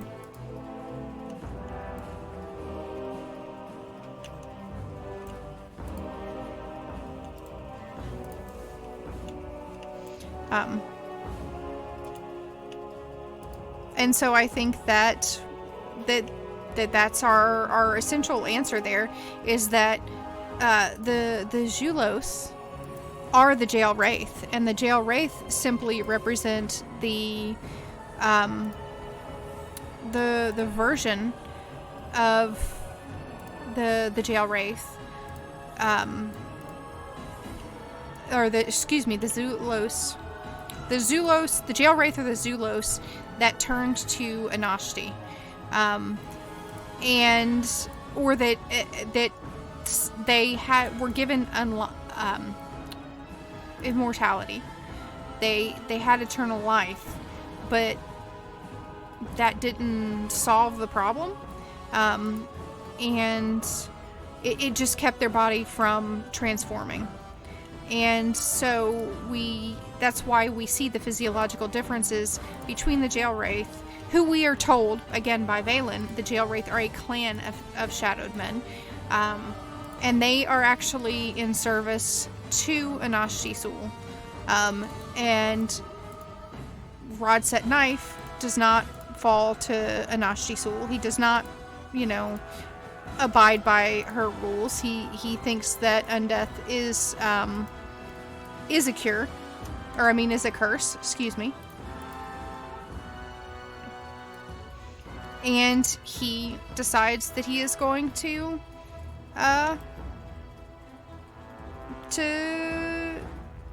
cure everybody across the world. And in fact, when we have Rodset Knife come to Norrath, in one of the tales, one of the things he does and says is, "Has the Zhulos force arrived here yet?" And we're told in that story, and this is again official lore, that he is very much obsessed with the Zhulos and the Zhulos and preventing their corruption from spreading. That's what he's focused on. So that connects the story of Dr. Fine, right? Because we know Dr. Fine is an anagram for Rodset Knife. That connects Jal'Raeth and Rodset Knife to the Zhulos, to Darrow's Hollow, to the Dead Hills. It connects them to Xulous. I actually, there's some rumors that Xulous is a different race, but I actually think that Xulous is a Zhulos. The name coming from the Zhulos and Barox and Bart Oculus. And I think that that's how we get it. I think they're all one race, that the Jal'Raeth represent what the Zhulos originally looked like before they were transformed by the disease, the plague that was making them all sick. The plague there's several different reasons for the plague. Perhaps the plague was there to kind of drive people to Anashti Sul, or maybe it was Ulvarians. Whatever it is, I think that basically we have the banishment of Anashti Sul at the same time, kind of when Rowan Thyr is trying to handle Zul'Varian, which makes sense as to why Anashti Sul doesn't realize or seem surprised that she can't sense Zul'Varian, and it makes sense why Rowan Thyr would not have immediately noticed that Anashti was banished, right? And it kind of makes the timelines make more sense together. By the way, we know that the shadowed men who worship Anashti in EQ2, in the Void, are Jal'Raeth, because they look just like them. Let me see if I can get that image for you.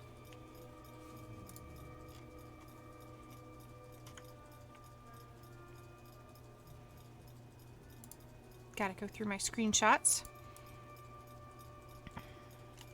No, right. Supposed to.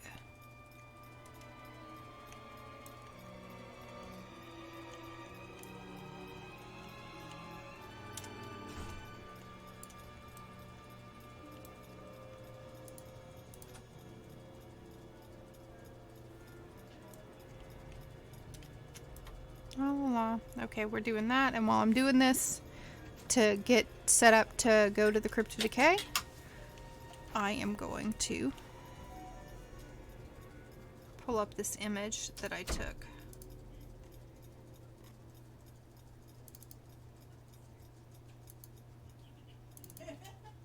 Does anybody have any questions or feedback? What do you guys think of my hypothesis? Do you think I'm accurate? Do you think I'm just, you know, all over the place, completely wrong?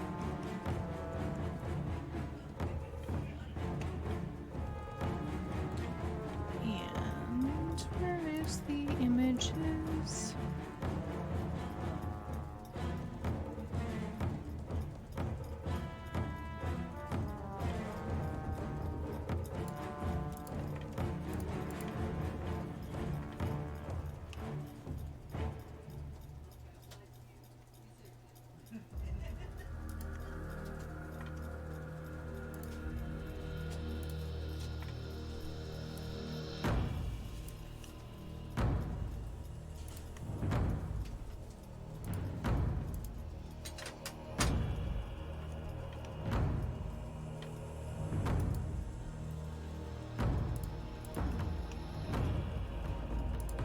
Don't mind me, I am looking for the... Aha! There it is. Because I found the picture I wanted to show everybody, but I had to find the right screen to be able to open it for you guys.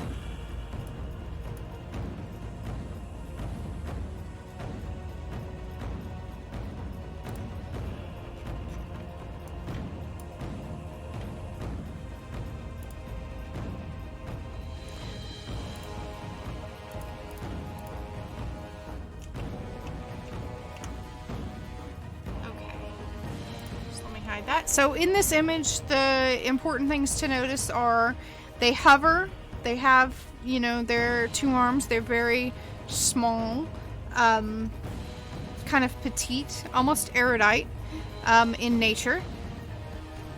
And they have runes, you know, little stones that kind of float around them. And you know, you can actually watch videos of EQ Online Adventures, and in those videos, they actually attack with the runes.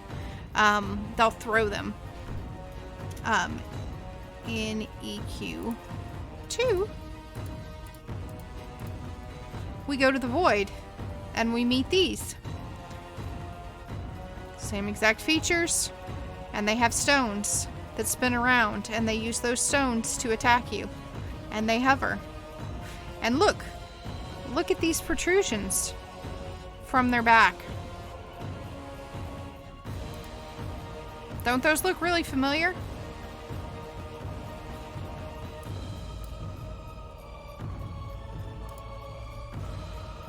Don't those look super familiar?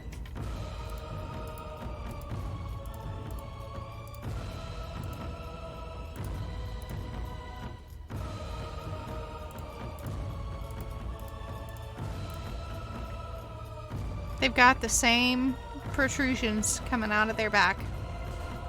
The only difference is the eyes. And we know for a fact that the eyes of void creatures, they get more eyes by being in the void. Which is kind of considered part of pure magic or creation energy.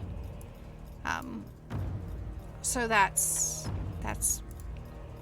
one of those things.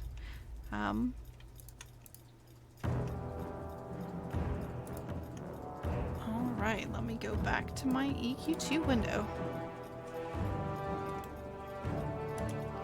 And we're gonna go turn into her, and that should put us...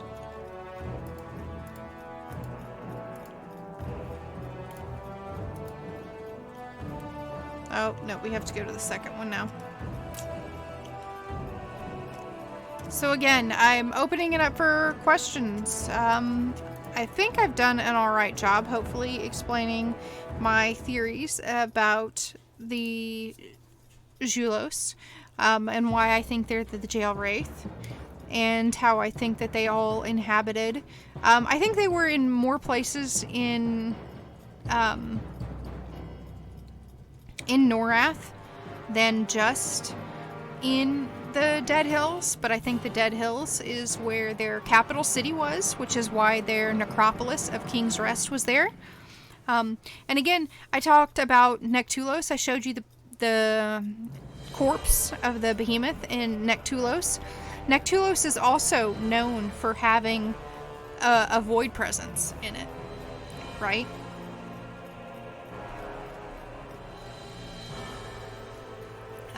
It's one of the zones that kind of lines up with where there's a void presence in, EQ2 and in EQ1, and, perhaps back in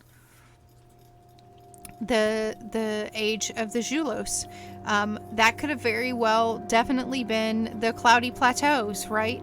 The Zhulos could have been turning cloudy at that point.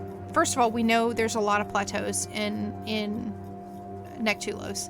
When you are traveling around Zhulos Forest in EQ2, you see the plateaus everywhere.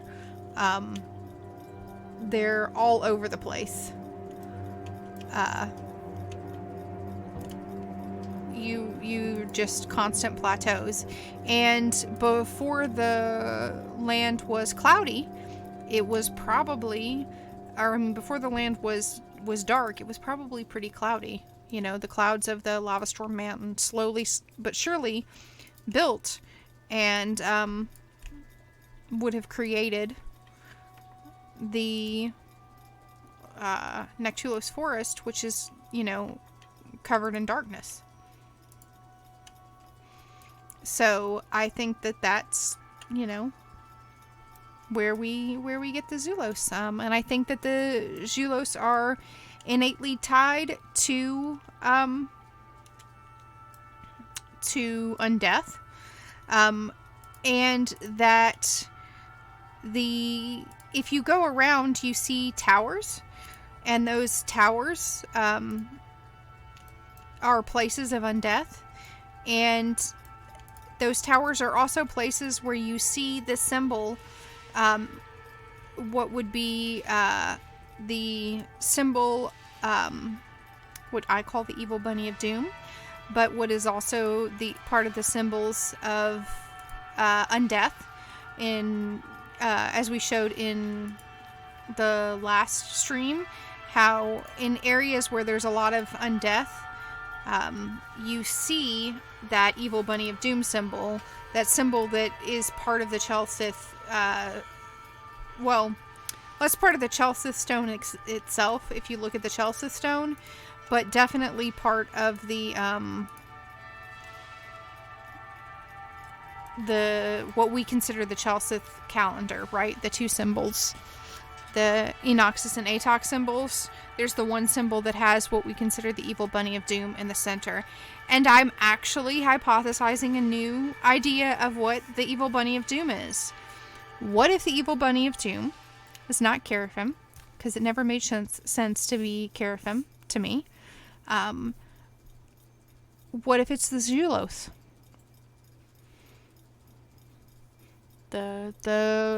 Let's look at that symbol again.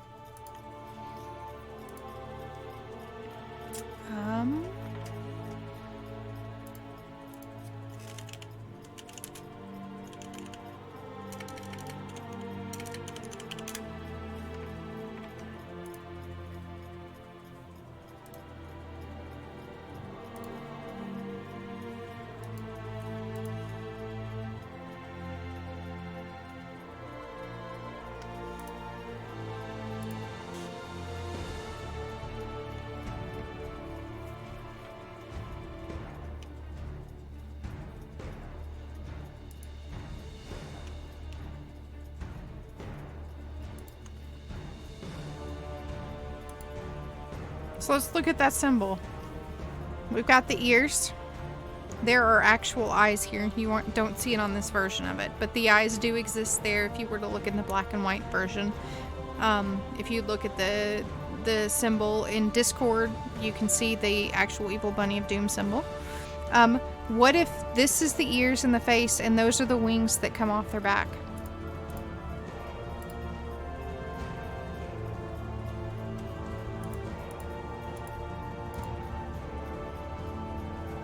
What if the Zhulos are where the Dark Elves learn necromancy?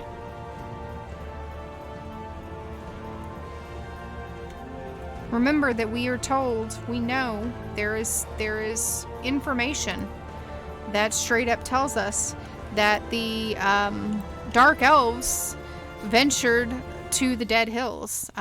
When you go there in both EQ1 and in EQ Online Adventures, they talk about how there are runes and symbols that are found around the Invar and around the Tower of Rot.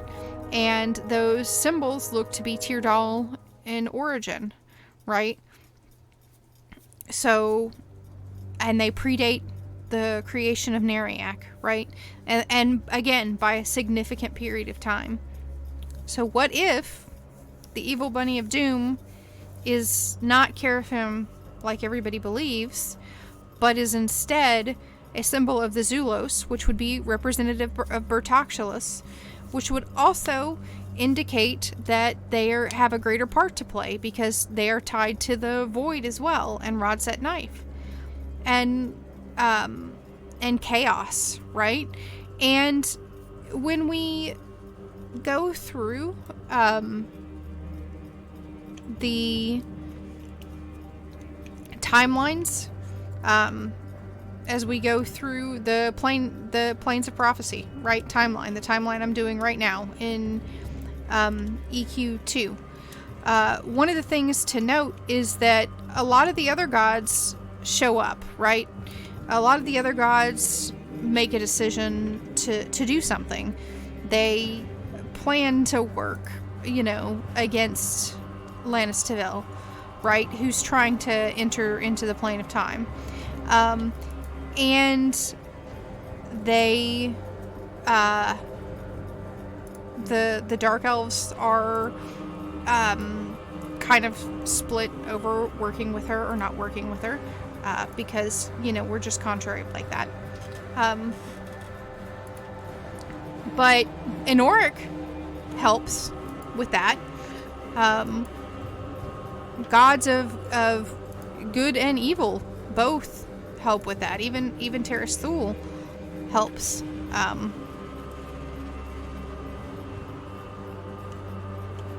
With that.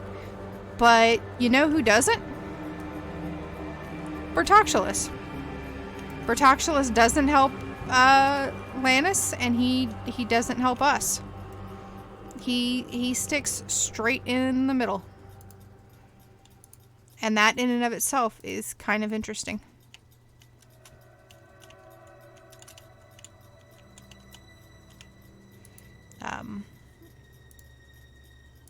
So I think that's kind of... Yes, Bert is definitely mysterious and kind of edgelordy, yeah. He's the god of decay. And so if this is the Zhulos, and the Zhulos are where the Dark Elves got necromancy, right? If they're where we learned death and decay magics, then from studying their ruins, it would make sense why this symbol appears all over Nariak, right? Because our alliance with the dead and undead is well known. It would make sense why this symbol is in locations of where great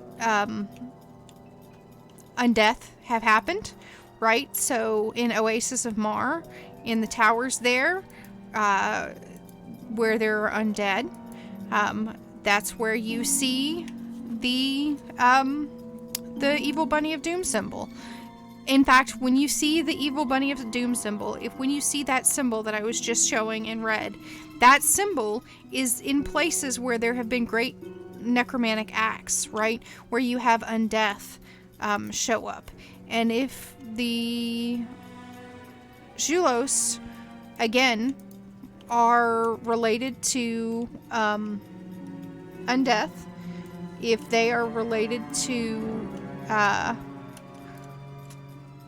the powers of decay and living forever, and the Jal'Raeth are associated with them as well, right?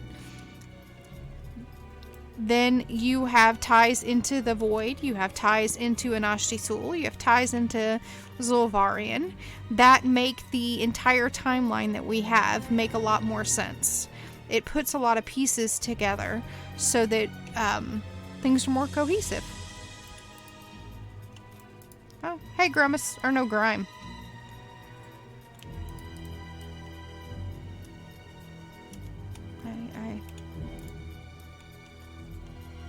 Is there somebody else I have to kill?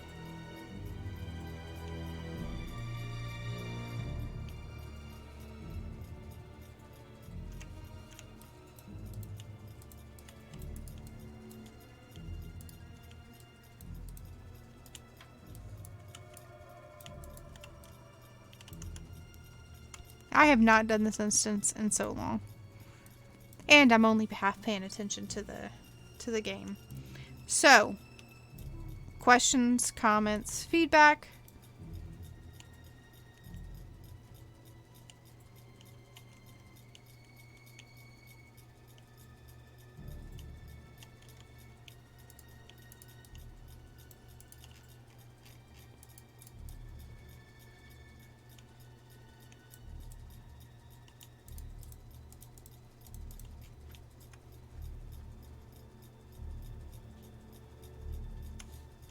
I'm checking my tabs right here to see if I've got any feedback.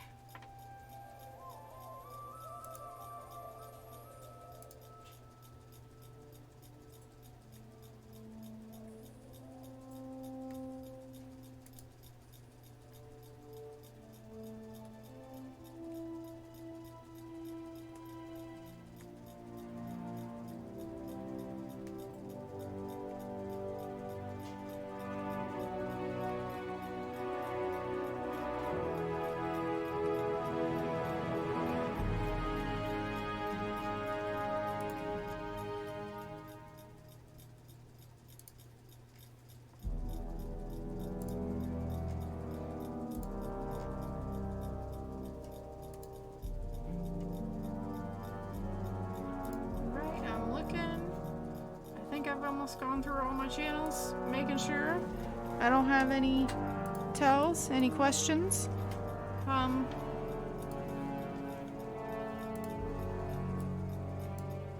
Well,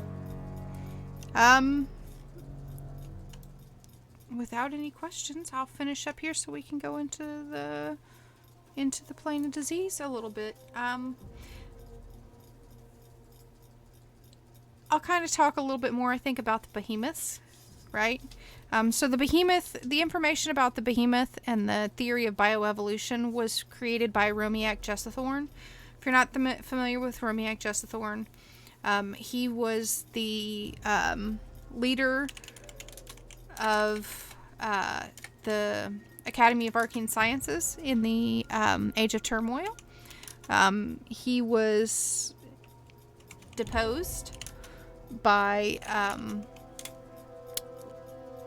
Opal Darkbriar, kind of in that in-between time. We find out that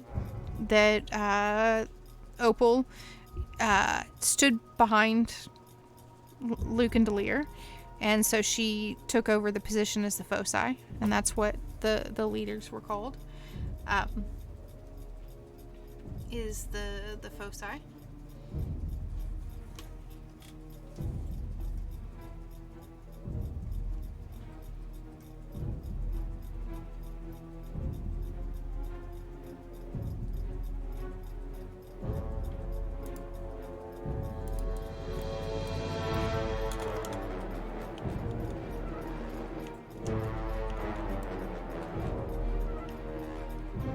I don't think I was supposed to have originally been able to go through this wall, and I think I just kind of managed to sneak through it somehow.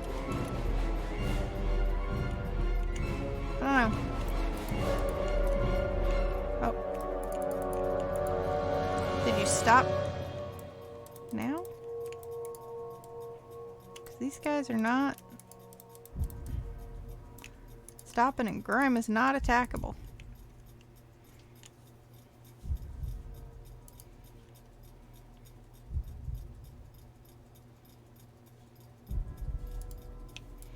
Maybe I need to use the visage. Do I have one?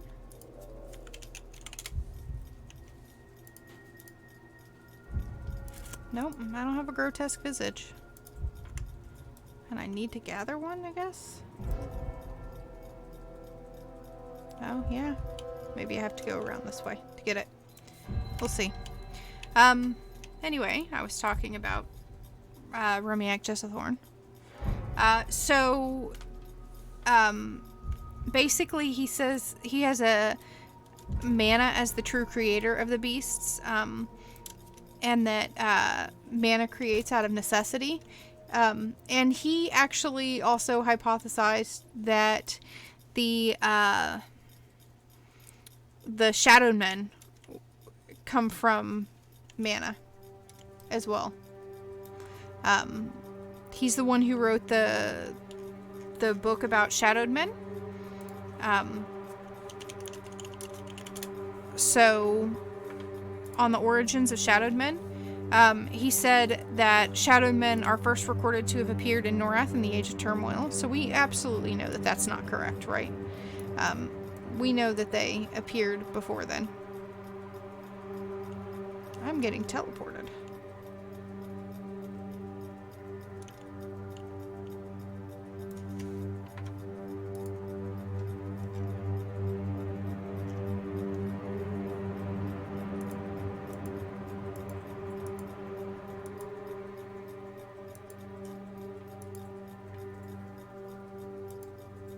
Killed Rancine, right? Maybe I haven't killed Rancine yet.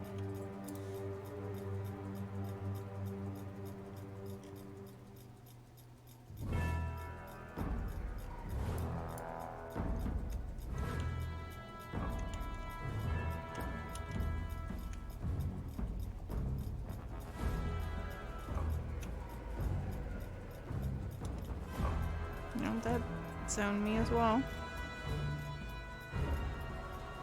Speaking of dragon's bones.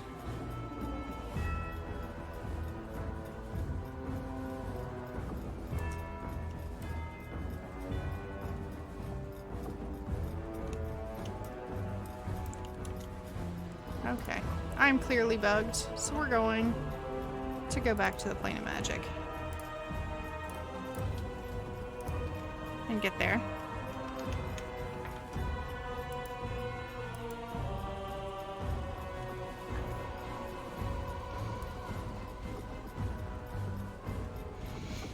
Yeah, I don't know how I feel about Shadowed Men being created from mana. Because part of the Shadowed Men, again, we know are the Zhulos, the Jal'Raeth.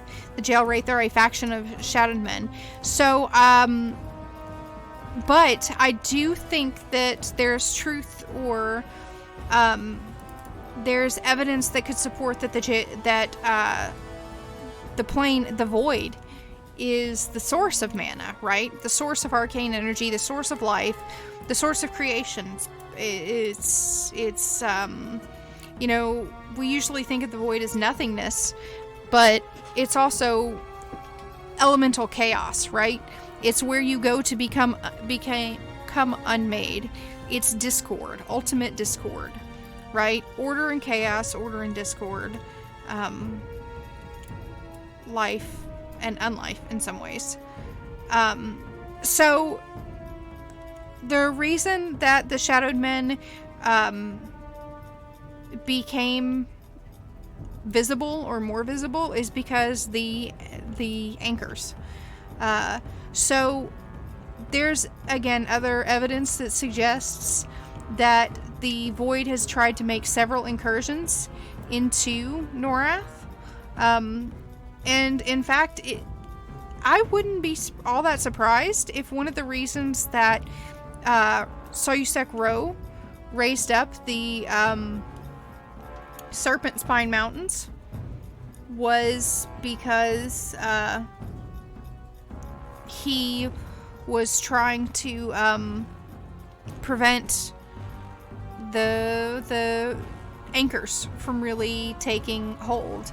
And we know, in fact, that Solusek Ro is one of the only factions that directly, consistently works against the Shadowed Men.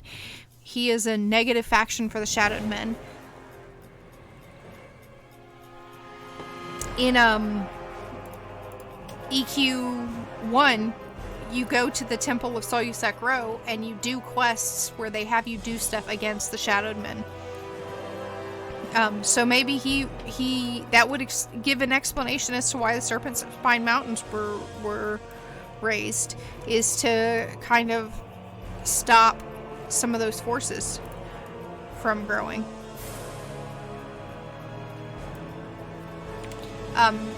So he said, that Shadowed Men hail from the mana flow. They appear globally and use a black obsidian monolith as a means of entering our plane. These shadow monoliths appear in any area with Shadowed Man activity. When the Shadowed Man activity ceases, the monolith disappears. Apparently I got something aggro on me. Here. There they are. Any entering the Citadel will find no activity.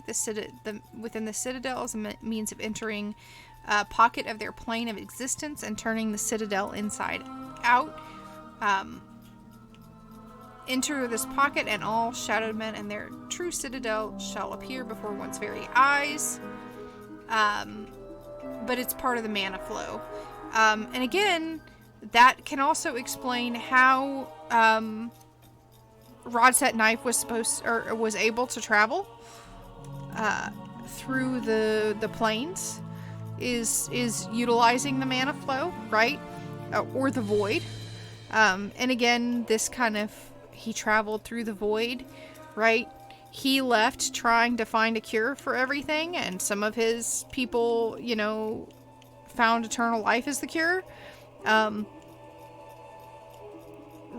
Rodset Knife is a Jal'Raeth. And the Jal'Raeth are what the Shadowed Men come from.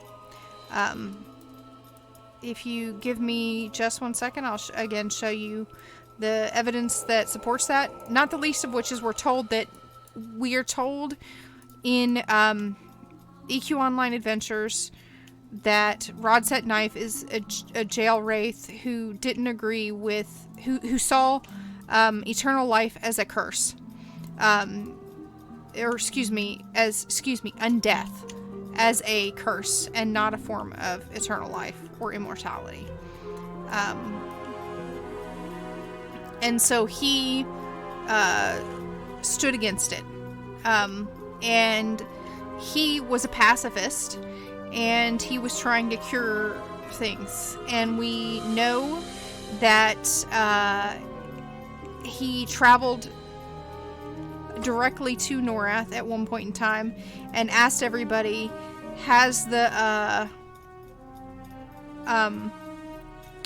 Zhulos force arrived, right? So he's chasing Zhulos forces, or forces of decay and disease, and he says that, and there at that time there was a plague on Norrath.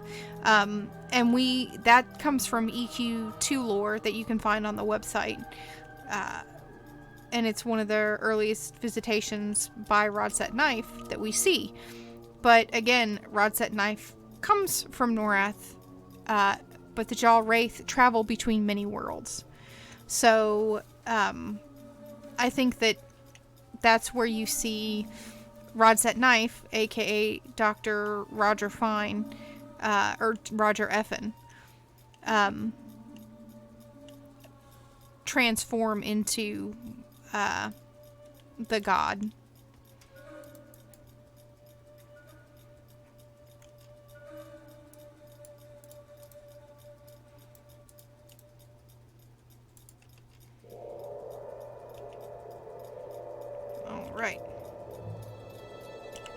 Yeah, they're aliens because they live in the void, and the void is an analog for space in part.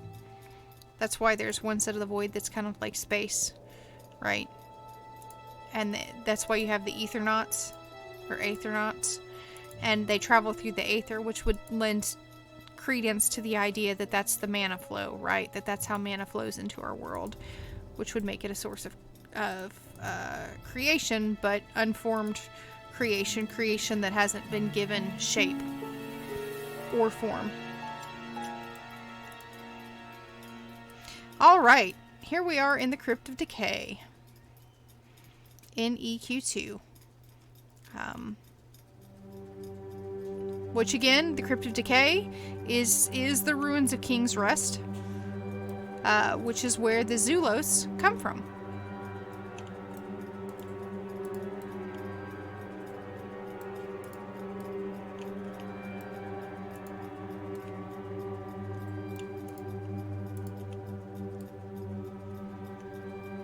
And we're just looking at the different structures around.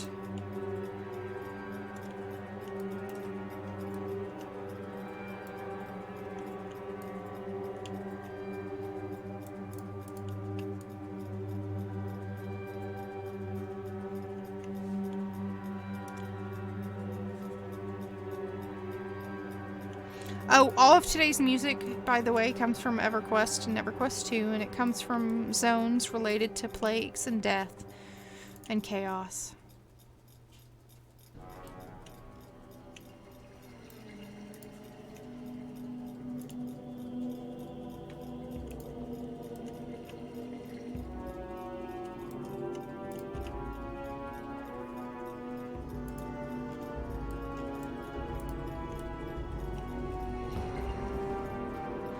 So, remember how I was talking about the 12 kings of the Zhulos, or the 13th kings? This is what's left of Wavadozik. And if I can find my sheet, I'll tell you why he is a spider.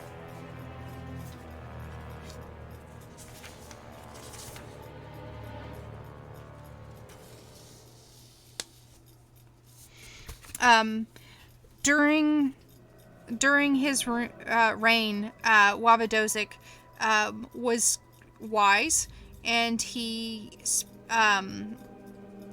was known for kindness and wisdom. So when his soul was ripped from its rest, it was put into an arachnid creature. He spreads venomous poison across the lands, driving those before him in fear and terror. The chitin of his hardened shell would make an excellent armor.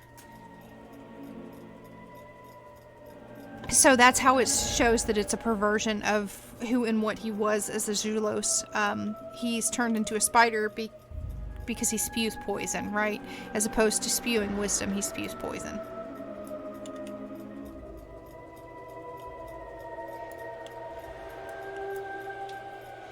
We do meet him in EQ1. It's just very tricky to get to them if I'm not paying attention.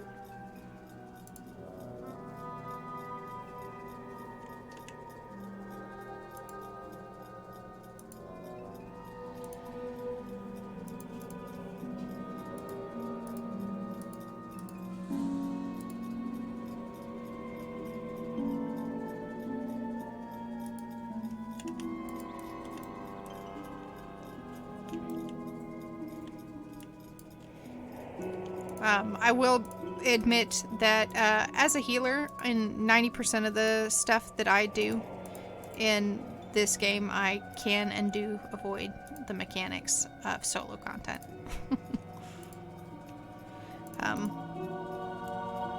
So now we hear Darwil, right? And he was the last king. He's called the last king, but he really wasn't. The last king was the King Adan after Darwil. We have to do something with the barrels of pus, and I don't remember what they were. I have to put them... Yeah.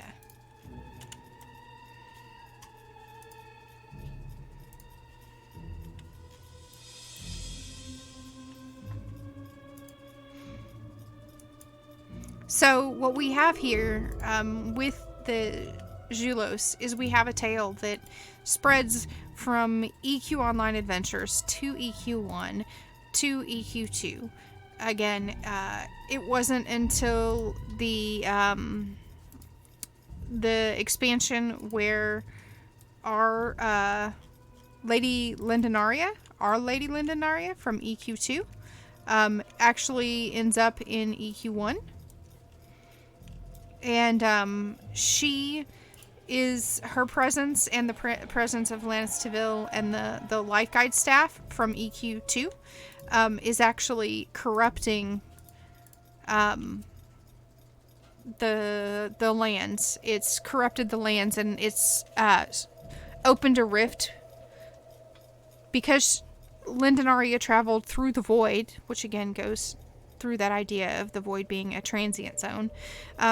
She goes through the void and into the past in time, and she does that where she existed in the Aetherneer, and she goes back into the past. So she goes from our age in EQ2 in the Age of Destiny to the Age of Turmoil in EQ1, thus tying our timeline and EQ1's timeline back together again.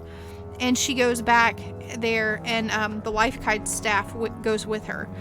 And we have to take the life guide staff away to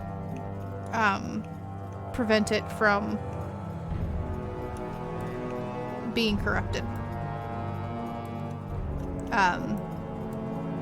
Or being used to keep a portal open to our realm. And one of the things that Lannis Teville says to us during that encounter is that she would gladly be the Queen of Ruin and Destruction. And this is kind of stuff that isn't necessarily about the Zhulos, but it does tie into my thoughts that we are dealing with Chaos Ascending, which was the name of that expansion, right? We are dealing with the attempt at balance again, right? Order and discord, balance versus chaos. Speaking of Lannis Teville, let's go see her.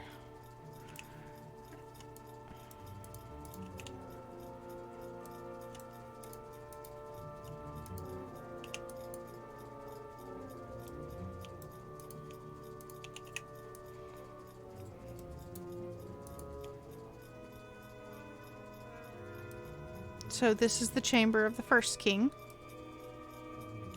There's Xulous. And you notice that in this day and age, he's taking the form of a Rotanga or a Rokulik. Because in this stage and age, they would have been, the Zhulos are 100% gone, but the Rokulik are not, and they support him. So, speak your terms, daughter of hate. Ah, I stand before you more than what I was. I am the god of malice, the destroyer of Nariak. I have returned the mistress of torment and elevated the dream scorcher. Join our ranks, Plaguebringer, and you shall have worlds to anoint with decay and decrepitude as your spoil. Xulous says, I will savor the taste of such success, delivered by my legion of ardent worshippers. Lannis Teville, you could have filled your stomach to the bursting by now if it had not been for the actions of the others of the Pantheon. Xulous says, you hold neither the Chaos Stone or the swords of the Godslayer. How do you plan to destroy any others?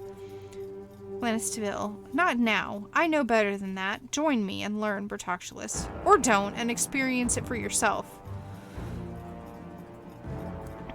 Either way, I am leaving a few of my devoted with you. When you reach your decision, they will deliver it for me. I will weigh the terms of the alliance, Lannis Teville. Time is wasting. Do not wait too long to announce your decision. And then Bertoctulus says, "Yes, I am aware of your presence, mortals. I want to thank you for volunteering to be the vessel of my newest disease." Bertoctulus summons the first king and a manifestation of disease. The first king, Bali, right? Who had the blue torch. The unbearable pain it will inflict upon you will be exquisite, and then your corpse will be sent the seeds that planted upon Norrath, spreading my agonizing plague. Your fates are sealed. And let's just look at the first king, right? He starts to show those first transformations. Oh,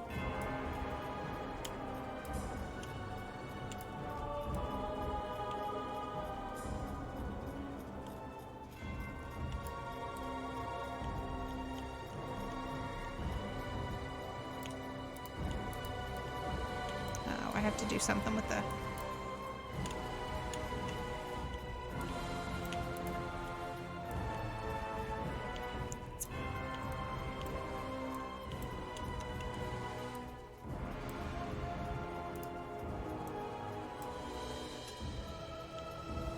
Yeah, Bert is super giving.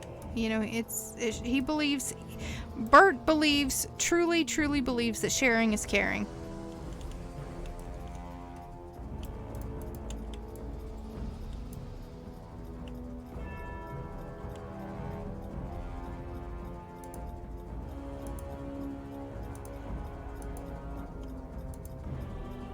He gives you the Care Bear stare.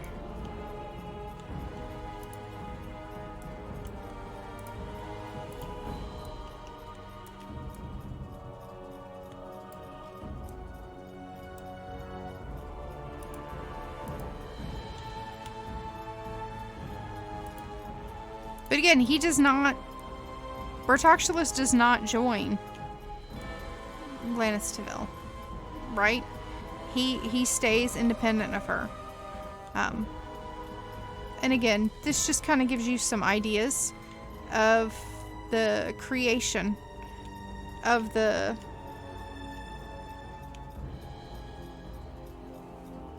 Crypts of Decay, the necropolis of King's Rest.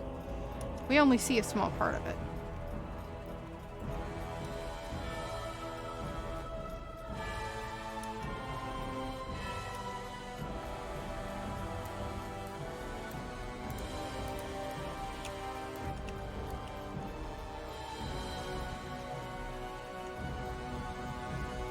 It's actually significantly worse going through here on the trade skill timeline.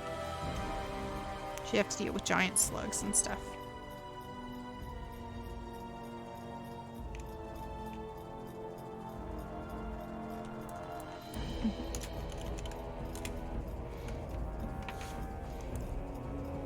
Alright, well, rather than, you know, bore you all by watching me kill endless amounts of trash as I fight my way in through the different sub-gods or demigods in the plane of or the Crypt of Decay in EQ1, I think I'll make a video of that. I'm also planning on putting up all my resources so that you'll have all the resources that I used to make this video.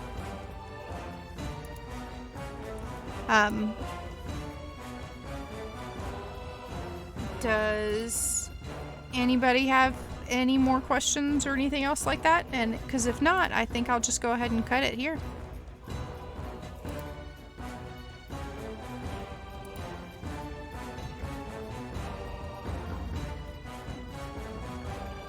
Nope. Nobody? Okay. Well, before we go, I'm just gonna again show you this. So you have Bertox, and see behind him he's got a disease. So it's like he's taking something from the rat. He's transforming it. He's giving birth to it and throwing it to his minions. Right? Who were on the ground here. And going here. The minion stands up and touches man. And that man has little things around, little flies around his head. And he turns around and spreads it. Just always thought that was an interesting image. Well, thank you all for tuning in. I hope you have enjoyed it. I hope you have found it interesting to learn about the god of disease and the lost race of the Zhulos.